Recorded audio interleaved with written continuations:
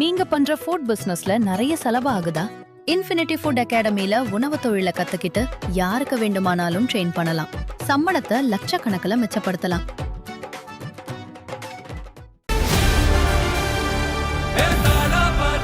மக்களுக்கு நல்லது பண்றதுக்கு அரசியலுக்கு வாங்கடா, கொள்ளை அடிக்கிறது கொலை பண்றதுக்கு அரசியலுக்கு.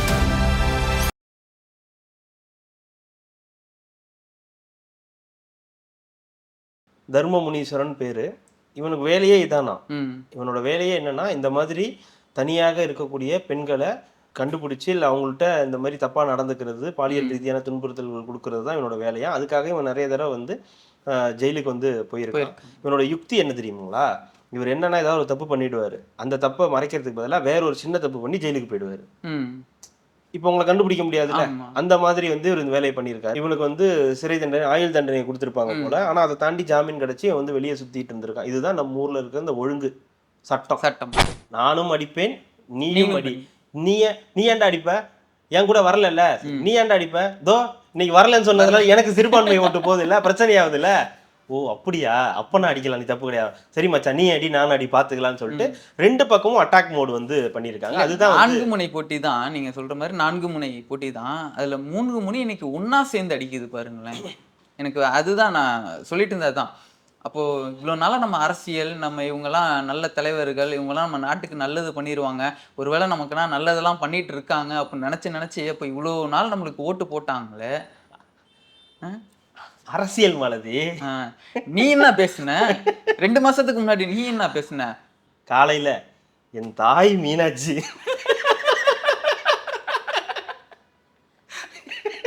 6 மணிக்கு மேல அன்னைக்கு நடந்த அன்னைக்கு செந்தில் பாலாஜினோட காலை தொட்டு முத்தம் கொடுத்து ஆரத்தி எடுத்து முத்தம் கொடுக்கறது. ஆமா, இப்போ வரலன்னோட 6 மணிக்கு மேல மோடுக்கு வந்து மாறிடுறது. சிபிஐக்கு இது ஃபுட்டேஜ் இல்லைங்க. இந்த ஃபுட்டேஜ் சிபிஐட்டே இல்ல, ஃபுட்டேஜே இல்ல. சிபிஐ என்னென்னமோ கலெக்ட் பண்ணாங்க. விஜய் நிறைய டெலீட் பண்ண ட்ரை பண்ணிருக்காரு. அதுல ஏதோ ரெக்கவர் ஆகி இவங்கள்ட்ட இந்த ஃபுட்டேஜ் கிடைச்சிருச்சு. ஓகேங்களா? ரெக்கவர் ஆனதை கொண்டு போய் சிபிஐட்ட கொடுக்க வேண்டியதானே. கொடுத்த நேரத்துக்கு விஜய் வந்து குற்றப்பத்திரிகையில ஏத்தி இருக்கலாமே. ஏன் இவ்வளவு கஷ்டப்பட்டு இருக்கீங்க? அப்போ உங்க நோக்கம் என்ன? விஜய் இந்தியாக்குள்ளார வரல, அதை மடை மாற்றணும். அதுக்கு என்ன பண்ணலாம்? அப்ப இந்த ஃபுட்டேஜ் மாதிரி ஒண்ணு எல்லாம் யூடியூப்ல இருக்கிற ஃபுட்டேஜே எடுத்து இதை பாத்தீங்களா அப்படின்னு ஒண்ணு காட்டணும். இதெல்லாம் ஏற்கனவே சொன்னதுதான். தேர்தல் வாக்குறுதி கொடுத்துருக்கேன், கொடுத்துட்டு போ. என்ன கொடுத்துட்டு போ? உங்களுக்கு தானே கொடுக்குறேன். உங்களுக்கு அதுக்கு சம்மந்தமே இல்லாத மாதிரி நீங்க தான் அமெரிக்கால இருக்கிற மாதிரியும். நான் பார்க்கல. ஏன் பார்க்கல? விருப்பம் இல்ல. அப்ப நான் சொல்றது கரெக்ட் கொடுத்தது எனக்கு தேர்தல் வாக்குறுதி மாதிரி தெரியல. அப்ப நான் சொன்னது கரெக்ட் தானே? நான் எவ்வளவுதான் கத்துனாலும் நீங்க எல்லாம் கேட்க போறது கிடையாது, நீ ஜெயிக்க வைக்க போறது கிடையாது. மாட்டேன், சத்தியமா பார்க்க மாட்டேன். மக்களே, தேர்தலை சந்திக்கணும். உங்களுக்கு திமுக அதிமுக எவ்வளவு கொடுக்குன்ற கியூரியாசிட்டி இருக்கு. எனக்கு என்ன கியூரியாசிட்டி இருக்கு தெரியுமா? அண்ணன் எவ்வளவு வாங்க போறாருன்ற கியூரியாசிட்டி இருக்கு. எல்லாரும் பணம் கொடுக்கறதுன்னு யோசிப்பாங்க, ஆனா நான் மட்டும்தான் எப்படி வாங்குறது யோசிப்பேன். எல்லா கட்சியும் கொடுக்கறத பத்தி யோசிப்பாங்க, நடக்காதுன்றேன். ஆனா ஒருத்த மட்டும்தான் யோசிச்சான் அந்த காசெல்லாம் எப்படி வாங்குறதுன்ற மாதிரி. ஒரு ஜீன்ஸ் பேண்ட் தயாரிக்கிறதுக்கு வந்து எத்தனை லிட்டர் தண்ணி தேவைப்படுமா அப்படின்னு கேட்டாரு. நீங்க என்ன பேண்ட் போட்டுட்டு வரீங்க? நீங்க என்ன கதர் சட்டை தான் போட்டுட்டு வரீங்களா? நெசவு செஞ்ச சட்டை தான் போட்டுட்டு வரீங்களா? தமிழ் தேசியம் நீங்க இவ்வளவு பேசிட்டு இருக்கீங்களே, வளர்ச்சின்றிய, சோறுன்றிய, மண்ணுன்றிய, நீருன்றிய, நீ அதுக்காக என்ன பண்ணிட்டு இருக்க? உன் வீட்டுல என்ன குடிநீர் குடிச்சுக்கிட்டு இருக்க? இது எல்லா கேள்வியும் எனக்கு இருக்குதுல்ல. கேள்விகளாகவே இருக்கும், பதில் மட்டும் வராது. அதுக்காக அண்ணன் ஒரு அதிபரை வந்து நீங்க கார்ல கேட்கலாமா? அதிபர் நான் மாட்டு வண்டியில வருவாரு, வர வேண்டியதானே? வர முடியாது. ரெட்ரோலுக்ஸ் குடும்பங்களுக்கு வணக்கம். உங்களின் குரலாக கார்த்திக் விஷன் நிகழ்ச்சியில் தமிழகத்தில் நடக்கும் அரசு நிலை பற்றி விவாதிக்கலாம். வணக்கம் கார்த்திக். வணக்கம். என்னது ஏதோ திடீர்னு உங்கள் குரல்? அவங்க குரல் தான், அவங்க குடும்பம்னு சொல்லிட்டு இருக்கோம்ல, அவங்க குடும்பத்துல ஒருத்தர் தான். உங்கள் வீட்டு பிள்ளையான்னு சொல்லியிருப்பேன், அது வேணான்றதுனாலதான் குடும்பம் உங்கள் குரல்னு சொல்லிட்டேன். அடிச்சு விடு, செதற விடு. பாருங்க, பொறாம அவருக்கு. என்ன பொறாம கடலாம். தொடர்ந்து ரெட்ரோலுக்ஸை சப்ஸ்கிரைப் பண்றவங்களுக்கு மிக்க நன்றி. பண்ணாதவங்க தொடர்ந்து சப்ஸ்கிரைப் பண்ணிட்டு பாருங்க. பட் நேற்று வந்து ஒரு லீவ் விடுற மாதிரி ஆகி போச்சு, ஒரு சின்ன சுச்சுவேஷன். எல்லாரும் கேட்டீங்க. அதுவும் நான் ஒரு வீடியோ தனியாக போட்டோன்னா சிரிப்பழகன் எங்க, ஜோ எங்க, ஸ்மைல் பாய் எங்க அப்படின்னு எல்லாரும் கேட்டீங்க. வந்துட்டேன் எங்கேயும். அதுக்குள்ள ஒருத்தர் வந்து எங்க திமுகவுக்கு போயிட்டாரா அப்படின்னு கேட்குறாங்க. ஒரு நாள் தானே லீவ் போடல. லீவு கூட இல்ல. லீவு கூட இல்லை, வந்தோம் ஆனால் இது போடலை. நம்ம சூப்பர் தேங்க்ஸ் பண்ணியிருக்காங்கல்ல, அவங்களுக்கு மட்டும் ஒரு நன்றிகள் வந்து தெரிவிச்சுக்கலாம். இது வினோத் எல்ஏகேன்னு சொல்லி ஒருத்தர் பண்ணியிருக்காரு. வளர்மதி அப்படின்றவங்க, தேசவன் அப்படின்னு சொல்லி போட்டிருக்காங்க, அது என்னன்னு தெரியல. நன்றி. ஆமாம், அவருக்கு ஒரு நன்றி. ரதிராம் அப்படின்னு சொல்லிட்டு ஒருத்தவங்க போட்டிருக்காங்க. நன்றி. டேனி சூர்யா அப்படின்னு ஒருத்தவங்க, சக்தி கவின்னு சொல்லி ஒருத்தவங்க, தனுஷ் கே அப்படின்னு சொல்லி ஒருத்தவங்க, நன்றி. ஷண்முகா அப்படின்னு சொல்லி ஒருத்தவங்க, நன்றி. பழனி ஏ அப்படின்னு சொல்லி ஒருத்தவங்க, தேங்க்யூ. சதீஷ் SHKP அப்படின்னு சொல்லி ஒருத்தர் பண்ணியிருக்காரு. தேங்க்யூ. ராஜேஷ்னு ஒருத்தர் போட்டிருக்காரு. தேங்க்யூ. சுயம்பு கணேசன் சொல்லிட்டு ஒருத்தர் போட்டிருக்காரு. MSV மணின்னு ஒருத்தர் பண்ணியிருக்காரு. நன்றி. தமயந்தி சுந்தர் அப்படின்னு ஒருத்தர் போட்டிருக்காரு. தேங்க்யூ. கலர்ஸ் டெய்லரிங் அப்படின்னு சொல்லி ஒருத்தர் போட்டிருக்காங்க. நன்றி. சரண்யா குரு அப்படின்னு ஒருத்தவங்க, சஞ்சீவி இன்டீரியர்ஸ் நன்றி போட்டிருக்காங்க. அடுத்து எஸ்கேட் தமிழ் அப்படின்னு ஒருத்தவங்க, கிறிஸ்டோ நிலா அப்படின்னு சொல்லி ஒருத்தவங்க போட்டிருக்காங்க. நன்றி. ராமமூர்த்தி, கார்த்திக் சந்துரு நன்றி. பிரியாணி வாங்கி கொடுக்க சொல்லி போட்டிருக்காங்க. நன்றி. சுமன் ஆறுமுகம் அப்படின்னு சொல்லி ஒருத்தவங்க போட்டிருக்காங்க. நன்றி. AVMA அப்படின்னு சொல்லி இன்டீரியர்ஸ் பெங்களூர் அவங்க போட்டிருக்காங்க. ஸ்மார்ட் சரண் அப்படின்றவங்க போட்டிருக்காங்க. நன்றி. ஜோதி ராஜேஷ்ன்றவங்க போட்டிருக்காங்க. நன்றி. பிரகாஷ் கே அப்படின்றவங்க போட்டிருக்காங்க. நன்றி. பிரதீபா அமலநாதன் நினைக்கிறேன். பிரதீப் அமலநாதன் அவங்க ஒருத்தவங்க போட்டிருக்காங்க. அருணா ஜெக அப்படின்னு போட்டிருக்காங்க அவங்க. அப்புறம் இன்டெலிஜென்ஸ் மார்க்கெட்டிங் டீம் அப்படின்னு சொல்லி ஒருத்தவங்க, கேமராமேன் தம்பிக்காக அப்படின்னு சொல்லி மென்ஷன் பண்ணி போட்டிருக்காங்க. கேமரா நண்பருக்காக நன்றி. இலக்கியா சுப்பு அப்படின்னு ஒருத்தவங்க போட்டிருக்காங்க. அம்மு தில்லி பாபு அப்படின்றவங்க போட்டிருக்காங்க, ரெகுலர் வாட்சர். ஜெயகலா அப்படின்னு ஒருத்தவங்க, ஜெயகலா. நன்றி. கடா இல்லை, கேட்டேங்க, சரியா ரிசீவ் ஆகலன்னு கேட்டேன். சபரி ராஜா அப்படின்றவங்க வந்து போட்டிருக்காங்க. மென்ஷன் பண்ண வேணும்னு சொன்னாங்க, ஆனால் எல்லாத்துக்கும் ஒரு நியாயம், அவருக்கும் ஒரு நியாயம் இருக்கக்கூடாதுன்றதுனால சொல்லியாச்சு. நன்றி. அம்மு படி அப்படின்னு ஏதோ ஒரு போட்டிருக்காங்க, அம்மு படின்னு ஒருத்தவங்க போட்டிருக்காங்க. பிரபு அப்படின்றவர், சதீஷ்னு ஒருத்தவங்க போட்டிருக்காங்க. எல்லாருக்கும் மிகப்பெரிய நன்றிகள். தொடர்ந்து ஆதரவு கொடுங்க. அப்புறம் மிக்க நன்றி நன்றி நன்றி. Thank you. Super thank you. Super thank you. அப்போ வீடியோவும் சூப்பராக தானே போடணும்? வீடியோ சூப்பராக தானே போடணும்? ஆமா, இல்லைன்னா கேட்பாங்கல்ல. வீடியோ சூப்பராக தான் போடணும், அதில் இன்னும் மாற்று கருத்து கிடையாது. வீடியோ போடுறோம், அது சூப்பராக இருக்கா இல்லையன்றது அவங்க பண்ணிக்கிட்டோம். அப்புறம் குடும்பங்கள் கொண்டாடும் வெற்றி மாதிரி பண்ண முடியாது, ஃபேக்காக பண்ண முடியாது. அதை நம்ம போட்டுருவோம். முதல் இந்த சம்பவமாக இந்த விளாத்திக்குளம் பார்த்தீங்கன்னா, தூத்துக்குடி அந்த பள்ளி மாணவியோட பலாத்காரம் பண்ண அந்த இது பார்த்தோம். 9 நாள் கழிச்சு இன்னைக்கு அந்த குற்றவாளியை வந்து பிடிச்சிருக்காங்க. அவரு பார்த்தீங்கன்னா ஒரு ஆயுள் தண்டனை குற்றவாளி. அவருக்கு எப்படி ஜாமீன் கொடுத்து வெளியில் விட்டீங்க? பல வழக்குகள் இருக்கு அப்படின்றாங்க. முதல் அதை பற்றி பேசிடலாம். விளாத்திக்குளம் சம்பவம் எல்லாருக்கும் தெரியும்.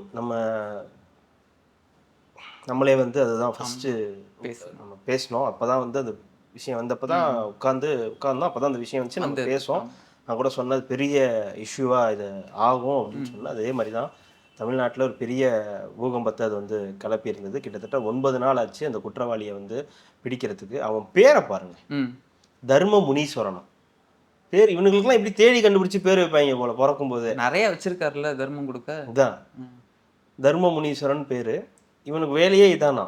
இவனோட வேலையே என்னன்னா, இந்த மாதிரி தனியாக இருக்கக்கூடிய பெண்களை கண்டுபிடிச்சி இல்லை அவங்கள்ட்ட இந்த மாதிரி தப்பாக நடந்துக்கிறது, பாலியல் ரீதியான துன்புறுத்தல்கள் கொடுக்கறது தான் இவனோட வேலையா. அதுக்காக இவன் நிறைய தடவை வந்து ஜெயிலுக்கு வந்து போயிருக்கான். இவனோட யுக்தி என்ன தெரியுங்களா?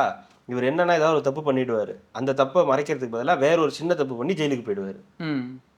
இப்போ உங்களை கண்டுபிடிக்க முடியாதுல்ல, அந்த மாதிரி வந்து இவர் இந்த வேலையை பண்ணியிருக்காரு. இதே மாதிரி 2020 இந்த பண்ணியிருக்கான். அதுக்கு தான் வந்து கைதி, அதுவும் 60 வயசு இந்த பாட்டியை போய் பாலியல் துன்புறுத்தல் பண்ணி அதனால வந்து சிறையில் இருந்தான். இவனுக்கு வந்து சிறை தண்டனை, ஆயுள் தண்டனை கொடுத்துருப்பாங்க போல. ஆனால் அதை தாண்டி ஜாமீன் கிடைச்சி வந்து வெளியே சுற்றிட்டு இருந்திருக்கான். இதுதான் நம்ம ஊரில் இருக்கிற இந்த ஒழுங்கு சட்டம் இதுதான் இந்த ஒழுங்கு சட்டம் தான் வந்து நம்ம ஊர்ல இருக்குது. எப்படி இந்த மாதிரி ஆளுங்களுக்கு ஜாமீன் கொடுத்து வெளியே அனுப்பி மறுபடியும் அவன் அதை தப்பு பண்ணாம இருந்திருந்தா கூட பரவாயில்ல, திருந்திருந்தாலும் பரவாயில்ல. ஏற்கனவே 60 வயசு பாட்டி ஒருத்தன் பண்ணும்போதே அவனோட மனநிலை என்னன்னு புரிஞ்சிருந்துருக்கணும். மறுபடியும் இப்ப அனுப்பி கிட்டத்தட்ட 30 வயசு தான் ஆகுது. அப்பனா 2020 அவனுக்கு என்ன வயசு இருந்திருக்க போகுது? 24 வயசு. 24 வயசுலயே அந்த வேலையை பார்த்துருக்கிறான். அப்பவே அவனுக்கு ஒரு இது இல்லை. இப்போ 30 வயசு ஆயிருக்கு. இப்போ அந்த பொண்ணு வர அந்த காட்டு பகுதிக்கு தான் வரணும் போல. அந்த காட்டு பகுதிக்கு வந்த இடத்துல உட்காந்து அங்க ஒரு இது இருந்திருக்கும், காற்றாலை இருக்கும்ல, அங்க உட்காந்து நாய் குடிச்சிட்டு இருந்திருக்கு. குடிச்சிட்டு இருந்தவன் அதுக்கப்புறம் குடிச்சிட்டு இந்த பொண்ணு வரதை பார்த்துட்டு போய் இந்த வேலையை பார்த்துட்டு கிளம்பி இருக்கான். அதுக்கப்புறம் அங்க இருந்து ஏதோ இந்த ஃபேன் இந்த காற்றாலையில் இருக்க அந்த சிசிடிவி ஃபுட்டேஜ்ல இவனோட மூஞ்சி தெரிஞ்சு இப்போ போறதை வச்சு கண்டுபிடிச்சி இவனா இருக்க வாய்ப்பு இருக்குன்னு சொல்லி டெஸ்ட் பண்ணி பார்த்ததுல டிஎன்ஏ டெஸ்ட் பண்ணிருக்காங்க. ரெண்டாவது அந்த பொண்ணோட நகம் இருக்கு இல்லையா, அந்த நகத்துல இவனோட ஸ்கின் இது இருந்திருக்குது, சதை இருந்திருக்கு. அதை வச்சு டிஎன்ஏ டெஸ்ட் பண்ணதுலயும் இவனை கூட்டு போய் டிஎன்ஏ டெஸ்ட் பண்ணதுலயும் ரெண்டும் ஒத்து போனதுனால இவன் தான் அக்யூஸ்டுன்றதை கண்டுபிடிச்சு இப்போ வந்து இது பண்ணியிருக்காங்க. ஸோ எவ்வளோ மோசமான ஒரு செயல். ஏற்கனவே அவன் குற்றம் புரிஞ்சவன், அவனுக்கு ஒரு ஜாமீன் கொடுத்து அவனை வெளியே விட்டு அவன் வந்து இப்போ மறுபடியும் ஒரு பொண்ணோட வாழ்க்கையை ஒரு குடும்பத்தையே வந்து சீரழிச்சுட்டு போயிருக்கான். அப்படின்னும் போது இது ஒரு எப்படி டிஸ்கிரைப் பண்ணுறதுனே தெரியல. போகப்போ நம்ம சொன்னது கொஞ்சம் அதீதமாக இருக்கிற மாதிரி கூட இருக்குது. நாளுக்கு நாள் இந்த குற்ற செயல்கள் அதிகமாயிட்டே இருக்குது. ஆனால் அதை தவிர்த்து நம்ம பேசக்கூடிய விஷயங்கள்லாம் வேற வேறையா இருக்குன்றது ஒரு வருத்தத்திற்குரிய ஒரு விஷயமா தான் பார்க்கணும். அது நம்ம மட்டும் இல்லை, ஜென்ரலாக இருக்கக்கூடிய எல்லாருமே வந்து பேசக்கூடிய விஷயங்கள். அதை தாண்டி அரசியல் பக்கம் போயிடுறாங்க. நம்ம முடிவு கட்ட வேண்டியது இந்த மாதிரி பாலியல் ரீதியான துன்புறுத்தல்கள், கஞ்சா, போதை, நம்ம கூட தினம் ஒரு சம்பவம்னு பேசுறோம். அதுல பேசுறது என்னவா இருக்கு? இந்த மாதிரியான சம்பவங்களாக தான் டெய்லியும் இருக்கக்கூடிய விஷயங்களாக தான் வந்து இருக்குன்றது நமக்கே வந்து ஒரு மாதிரி கஷ்டமா இருக்கு. இப்போ நீங்க சொல்ற மாதிரி அது நம்ம வீட்டுல நடக்கும்போது மட்டும்தான் அது நமக்கு ஒரு பெரிய பிரச்சனையா இருக்கு. அடுத்த வீட்டுல நடக்கும்போது ஒரு செய்தியா தான் இருக்கு. ஆனா இப்ப சமீபத்துல நடந்த எந்த சம்பவமே அப்படி நினைக்கக்கூடிய சம்பவமா இல்லை. இது எல்லாமே நம்ம வீட்டுல நமக்கு பக்கத்துல நம்ம பக்கத்துல நடக்கக்கூடிய, இப்ப நமக்கே அடுத்து நடந்துருச்சுன்னா என்னன்ற பயம் வரக்கூடிய அளவுக்கு சம்பவங்கள் இப்போ வந்து நடக்குதுன்றது தான் உண்மை. ஸோ அதுதான் இந்த விளாத்தி குளத்துல இப்ப நடந்திருக்கு. இப்ப அந்த பொண்ணோட பாடியை வந்து வாங்கிட்டாங்க. ஸோ அந்த போராட்டங்கள் இப்போ முடிஞ்சிருச்சு. அவனை இப்போ வந்து கைது பண்ணியிருக்காங்க. ஸோ அடுத்த கட்ட நடவடிக்கைகள் இந்த மாதிரி உள்ள வழக்குகள் அவங்களுக்குலாம் அவ்வளோ ஜாமீன் இவ்வளோ ஈஸியாக கிடைக்கக்கூடாது. ஆல்ரெடி இந்த சட்டம்லாம் ரொம்ப கடுமையாக தானே இருக்குது. முதல்வர் சொல்லியிருக்காருல்ல, ஆல்ரெடி இருக்கிற சட்டங்கள் எல்லாமே ரொம்ப கடுமையான இருக்குன்றதை தாண்டி புது சட்டம்லாம் ஏற்றுறதுக்கு ஒன்றும் அவசியம் இல்லை அப்படின்னு சொல்லியிருக்காரு. அதாவது இது ஒரு பக்கம். இன்னொரு ஒரு எக்ஸில் ஒன்று பார்க்குறேன், ஒருத்தன் போட்டிருக்கான், திமுக அனுதாபி போனாங்க. இந்த மாதிரி இதை வந்து ஆணவ கொலைன்னு சொன்னவங்களையெல்லாம் கைது பண்ணி உள்ளே போடுங்க. இப்போ என்ன ஆணவ கொலைன்னு சொன்னதுனால என்ன ஒரு பிரச்சனை ஆகி போச்சு? ஆணவ கொலை பண்ணதுக்கு என்ன பெரிய ரியாக்ஷன் இங்கே இருந்துருச்சு? எவ்வளோ பேர் வந்து கண்டனங்கள் தெரிவிச்சிட்டாங்க? என்ன நடந்துருச்சு? இப்போ என்ன ஆணவ கொலைகள் நடக்கிறது இல்லையா? இது ஆணவ கொலை கிடையாது, ஆனால் அதை விட மோசமான பாலியல் கொலை. ஒரு மாணவியை வந்து இவ்வளோ இது பண்ணி கொலை பண்ணியிருக்காங்க அப்படின்னும் போது எந்த அளவுக்கு இங்கே சட்டம் ஒழுங்கு இருக்குன்றதுக்கு இது ஒரு சாதாரண உதாரணம். ரொம்பலாம் நம்ம எக்ஸ்பிளைன் பண்ணப்போ தேவையில்லை. ஒரு சாதாரண உதாரணம் எந்த அளவுக்கு இங்கே இருக்குன்றது. ஒரு பொறுப்பு டிஜிபி தலைமையில் இங்கே ஒரு அரசாங்கம் நடக்குது அப்படின்றது. ஓகே, அவ்வளோதான். அதுக்கு மேலே அதில் எதுவும் சொல்கிறது நோ கமெண்ட்ஸ். இதுவும் ஒன்று நடந்திருக்கு. இன்னைக்கு ஒன்று நடந்திருக்கு. செங்கல்பட்டு இதுக்கிட்ட வந்து ஏதோ ஒரு அந்த கிராமம் ஒன்று இருக்குது. அங்கே ஒரு திமுக நிர்வாகி, யாரும் சொல்ல, ஆனால் போட்டிருக்காங்க திமுக நிர்வாகின்னு தான் போட்டிருக்காங்க, ஒரு பள்ளி மாணவிக்கு வந்து பாலியல் தொல்லை கொடுத்ததுக்காக இன்று வந்து கைது பண்ணியிருக்காங்க. தினமும் ஒரு 4 எழுதி வச்சுக்கோம், பாலியல் அங்கங்கே நடக்கும்னு சொல்லிட்டு. இல்லைங்க, இது ரொம்ப கடுமையான இல்லை, இது எப்படின்னா போக போக வந்து இதெல்லாம் சகஜமாக நடக்கிறது தானேன்ற மாதிரி. அதுதான், கடுமையான சட்டங்கள் தேவைப்படுது, இல்லைன்னா கடுமையான நடவடிக்கைகள் தேவைப்படுது. இல்லை ஆட்சியர்கள் மேலே ஒரு பயம் இருக்கணும், அதிகாரிகள் மேலே ஒரு பயம் இருக்கணும்ன்ற ஒரு தேவை இருக்குது. அது எதுவுமே இங்கே இருக்க மாட்டேங்குதோ, இல்லையோ ரொம்ப ஃப்ரீயாக இருக்காங்களோ, இந்த புழக்கங்கள், கஞ்சா புழக்கங்கள், மதுபோதை பழக்கங்கள்லாம் ரொம்ப ஃப்ரீயாக நடக்குதோ, நடமாட்டங்கள் ரொம்ப அதிகமாக இருக்கோ, யார் என்ன பண்ணாலும் எதுவும் பிரச்சனை கிடையாது, அவனை வச்சு தப்பிச்சிக்கலாம், இவனை வச்சு தப்பிச்சிக்கலாம், இவன்கிட்ட பேசி தப்பிச்சிக்கலாம், அந்த ஜாதின்னு சொல்லி தப்பிச்சிக்கலான்ற மாதிரியான எண்ணங்கள் இருக்கோன்ற ஒரு பயம் நமக்குள்ளாரே வர ஆரம்பிக்குது. இயல்பாக இருக்கக்கூடிய பொது ஜனங்கள்கிட்ட அந்த பயம் வந்து இருக்குது அப்படின்றது தான். இந்த மாதிரி நடக்கக்கூடிய பாலியல் குற்றங்களுக்கு அடுத்தடுத்து ஏதாவது ஒரு, நம்ம ஏன் பாலியல் குற்றங்கள் நம்ம வெளியே வரைக்கும் போகணும்? நம்ம இப்போ ரீசெண்ட் டைம்ஸில் பேசுகிற நிறைய பேர், கட்சியில் இருக்கக்கூடிய நிறைய பேர் இந்த மாதிரியான விஷயங்களில் ஈடுபடுறாங்க அப்படின்னு. அப்புறம் இன்னொரு கம்யூனிஸ்ட் கட்சியிலேருந்து ஒருத்தரை நீக்கினாங்க. அவர்லாம் ரொம்ப ஆர்வமாக பேசக்கூடிய ஒரு டிவி டிபேட்லலாம் உட்காந்து ரொம்ப பயங்கரமாக ஆக்ரோஷமாக கத்தக்கூடிய நபர், அவர் அந்த மாதிரி ஒரு அலிகேஷனில் மாட்டி அவரை கட்சியிலேருந்து நீக்கியிருக்காங்க. அப்படின்னும் போது இங்கேயே இதை சரி பண்ணணும், ஆனால் நம்ம கீழே வரைக்கும் போகிறோம் அப்படின்னும் போது அதுதான் நம்மளுடைய பிரச்சனையாக இருக்குது. ஸோ எல்லாருக்குமே ஒரு சுய ஒழுக்கம் தேவைப்படுது, எல்லாருக்குமே ஒரு கண்ட்ரோல் தேவைப்படுது. இந்த போதை, அது முக்கியமாக போதையை ஒழிச்சாலே முதல் இந்த மது போதையும் கஞ்சா போதையும், மதுவை கூட உங்களுக்கு வந்து இங்கே வாங்கிட முடியாது. ஓரளவுக்கு ஒரு 18+ மேலே 21+ மேலே தான் கொடுக்கணும், 21 தான் கொடுக்கணும். ஆனால் இங்கே 18+லேருந்தே இப்போ நம்ம ஊரில் ஓடுதுன்னு வச்சுக்கோங்களேன். அதை விட கம்மியாக கிடைக்கக்கூடிய இந்த மாதிரியான போதை பழக்கம் இருக்குல்ல, இதை கட்டுப்படுத்தாமல் இதை நீங்கள் கண்ட்ரோலே பண்ண முடியும். இதை இங்கே இருந்து நீங்கள் கண்ட்ரோல் பண்ணாதான் அது அங்கே சரியாகுமே தவிர இதை வந்து அப்படி நிறுத்திடவே முடியாது. ஸோ அதுக்கு தான் முதல்ல நடவடிக்கை எடுக்கணும், அதுக்கு தான் முதல்ல சட்டங்கள், முக்கியமான சட்டங்கள் இயற்றப்படணும். அந்த சட்டங்களில் ஓட்டைகள் இல்லாத மாதிரி, அதுக்கு ஜாமீன் கிடைக்காத மாதிரியான சட்டங்கள் இருந்துச்சுன்னா குற்றங்கள் குறைய வாய்ப்புகள் இருக்கு. ஸோ கண்டுபிடிச்ச வரைக்கும் சந்தோஷம், காவல்துறையினருக்கு பாராட்டுக்கள். அங்கே 9 நாள் ஆனாலும் பரவாயில்ல, கண்டுபிடிச்சிங்கன்றது சந்தோஷமான ஒரு விஷயம் தான். அந்த குடும்பத்துக்கு ஒரு நிம்மதி, ஏதோ ஒரு நிம்மதி இல்லைன்னா கூட அந்த குடும்பத்துக்கு அந்த ஒரு குற்றவாளி கண்டுபிடிச்சிட்டாங்கன்ற ஒரு நிம்மதியாவது இருக்கும் அப்படின்றது தான்.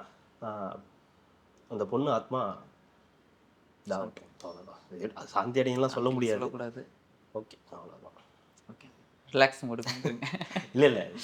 இல்லை இது சோஷியல் இல்லை, நமக்கு வந்து சம்டைம்ஸ் வந்து அது ஏற்றுக்க முடியல. ஆக்சுவலி இது எப்படின்னா ஏதோ நம்ம வீட்லயே நடந்த மாதிரி நம்மளுக்கு ஒரு ஃபீல் ஆகுது. அது நம்மளே ரொம்ப மென்டலியாவே நம்மள ரொம்ப ஏதோ ஒரு வகையில அது நம்ம கனெக்ட் ஆகுது. எங்கேயோ நம்ம ஊர்லயும் நம்ம அக்கா பசங்களோ மாமா பசங்களோ பொண்ணுங்களோ அவங்களும் கிராமத்துல இருக்காங்க அப்படின்னு அது கனெக்ட் பண்ணிக்கிறதுனால அந்த மாதிரியான சின்ன ஒரு இது வருது, வேற ஒன்றும். அடுத்தது பாருங்க, அதான் கொஞ்சம் கூல் ஆயிக்கோங்க. இனிமேட்டு வந்து ஃபன் மோடுக்கு போயிடலாம். இனிமேட்டு ஃபுல்லாவே அதுக்கு சொல்ல வந்து இனிமேட்டு கட்சி சார்பு தான், ஒன்றும் இது கிடையாது. நெக்ஸ்ட் என்னத்துக்கு இஃப்தார் நோன்பு. விஜய் அவர்கள் வழக்கம் போல தான் உங்கள் விஜய் பாட்டு போட்டு லைவ் போட ஆரம்பிச்சிட்டாங்க. போயிட்டு இஃப்தார் நோன்புல அறிவிச்சிட்டார், யாரு கூடயுமே கூட்டணி இல்லை, உனக்கு என்ன நான் தானே சொல்லணும், இந்த இங்கேயே சொல்றேன் பாரு அப்படின்ற மாதிரி மதசார்பின்மையெல்லாம் என்ன சொன்னாரு. பிஜேபின்னு சொல்லவே இல்லை, வாயை திறந்து. எந்த கட்சி கூட கூட்டணி இல்லைன்ட்டாரு. பாஜகன்னு சொல்லல, அப்புறம் சொல்லணுமா? ஆமா, பாஜகன்னு சொல்லணும், மோடின்னு சொல்லணும், அமித்ஷான்னு சொல்லணும், அந்த கட்சியில இருக்க முக்கியமான தலைவர்கள் பேர் எல்லாத்தையும் சொல்லி இவங்களெல்லாம் நாங்க வெறுக்கிறோம், ஐ ஹேட் ஹிம் அப்படின்னு ஏதாவது சொல்லி சொன்னார்னா பரவாயில்ல. திமுக கூட கூட்டணி இல்லைன்னு சொல்லணுமா? ஆமா, முதலமைச்சர் மு.க. ஸ்டாலினை நாங்கள் நேருக்கு நேர் கூட சந்திக்க மாட்டோம், அவங்க வரும் வரையில நாங்கள் அந்த பாதையில கூட நாங்க நடக்க மாட்டோம் அப்படின்னு ஏதாவது சொல்லணும்ல. வெறுமனே வந்து நாங்க வந்து மதச்சார்பற்ற இதுக்கு மட்டும்தான் நாங்க மதவாத சக்திகளோட நாங்க கூட்டணி கிடையாது, இப்பயும் கிடையாதுன்னா எப்படி? சீமான் கூட இருக்கான்னு கேட்பாங்கல்ல. அப்ப சீமான் கூட இருக்கீங்களான்னு கேட்பாங்கல்ல. சீமான் யாரு கூட இருக்காருன்னு அவருக்கு தெரியல. அப்படி கேட்பாங்கல்ல, அதுக்கு சொல்றேன். இப்போ நேற்று விஜய் வந்து இஃப்தார் நோன்பு போன வருஷம் மாதிரி இந்த தடவையும் பண்ணாரு.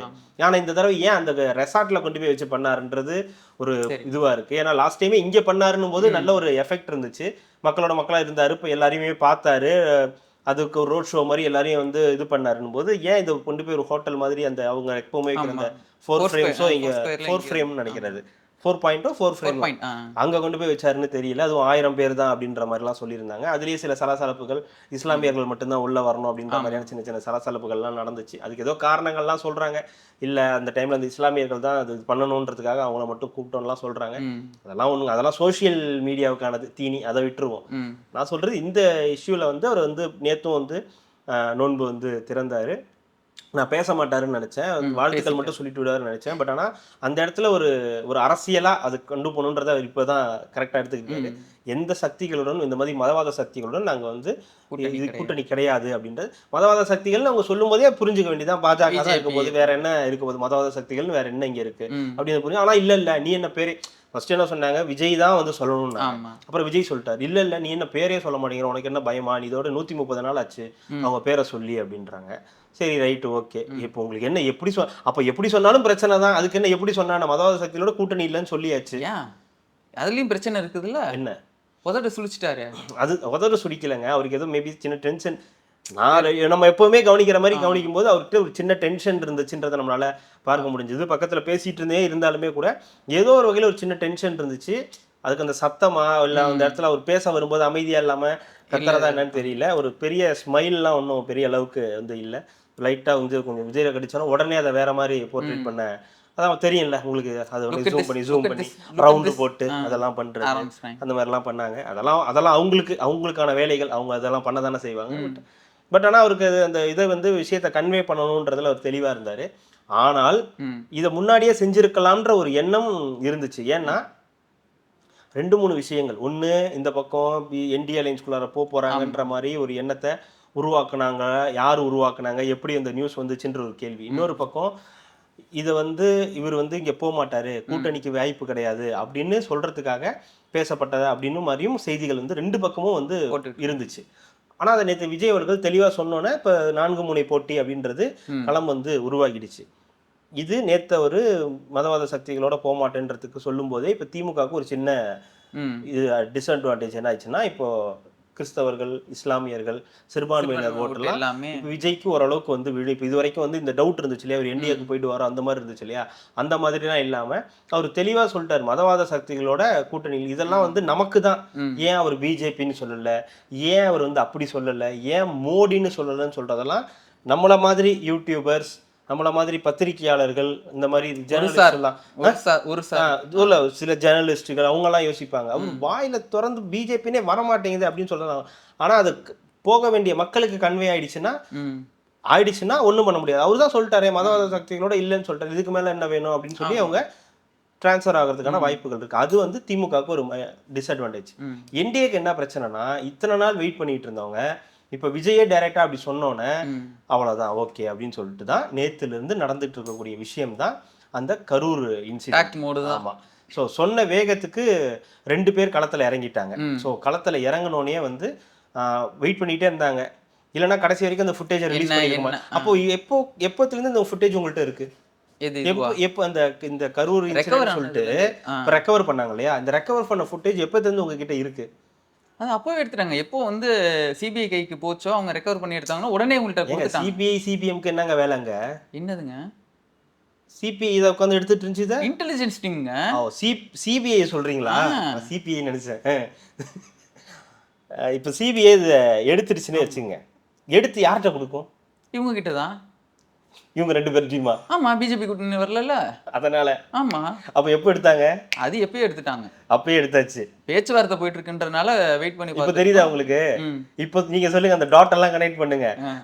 அப்போ அவர் போட்ட வீடியோக்களை எடுத்து பாருங்க, யார் மேல தப்பு, என்ன சொன்னாங்க, யார் ஜெயிலுக்கு போவான்னு சொன்னாங்க, இப்போ என்ன சொல்றாரு அப்படின்றத பாருங்க. ஒண்ணு. ரெண்டாவது, சிசிடிவி ஃபுட்டேஜ் எல்லாம் அப்பவே கலெக்ட் பண்ணிட்டாங்க. எதுல? வண்டியில சிசிடிவி ஃபுட்டேஜ் அப்பவே வந்து கலெக்ட் பண்ணியாச்சு. அப்புறம் இந்த ட்ரோன் ஃபுட்டேஜஸ், இந்த ட்ரோன் ஃபுட்டேஜஸும் எல்லார்ட்டையுமே எல்லா யூடியூப்லயுமே வந்து இருக்கு. இதெல்லாமே அப்பவே வந்துருச்சு. செருப்பு தூக்கி அடிச்சது ஏன் அந்த லைட் ஆஃப் ஆச்சு, ஏன் அந்த ஜென்ரேட்டர் ரூம்குள்ளார போனாங்க அப்படின்றதுக்கு எல்லாமே செப்டம்பர்ல இருந்து அந்த மந்த், அதுக்கு அடுத்த மாசத்துல வந்து எல்லாமே வந்து முடிஞ்சிருச்சு. இன்னமும் புதுசா ஒரு ஃபுட்டேஜ் கிடைச்ச மாதிரி இப்பதான் மேல ட்ரோன் ஷாட் மேல இருந்து எடுக்கிறத இப்பதான் வந்து காட்டிட்டு இருக்காங்க. ஏன் ஷூட்டிங்காக எடுத்தது உனக்கு தெரியாது? என்னது அலெக்சா, இது அமேசான், அந்த கேமரா, இந்த கேமரா, எல்லா கேமராவும் அவங்களோட முதல் மாநாட்டுல இருந்து யூஸ் பண்ணிட்டு இருக்காங்கன்றது அதுக்கும் வந்து காட்டிட்டு இருக்காங்க. முதல் மாநாட்டுல இருந்து அந்த இதெல்லாம் யூஸ் பண்றாங்க. அப்போ ஜனநாயகன் ஷூட்டிங் தான் ஃபர்ஸ்ட்ல இருந்தே இந்த கேமராலாம் யூஸ் பண்ணிட்டு இருக்காங்களா அப்படின்ற கேள்வி. நான் என்ன சொல்றேன், ஏன் இவ்வளவு கஷ்டப்படுறீங்க? வினோத்தை கூட்டு போங்க சிபிஐ என்கொயரிக்கு.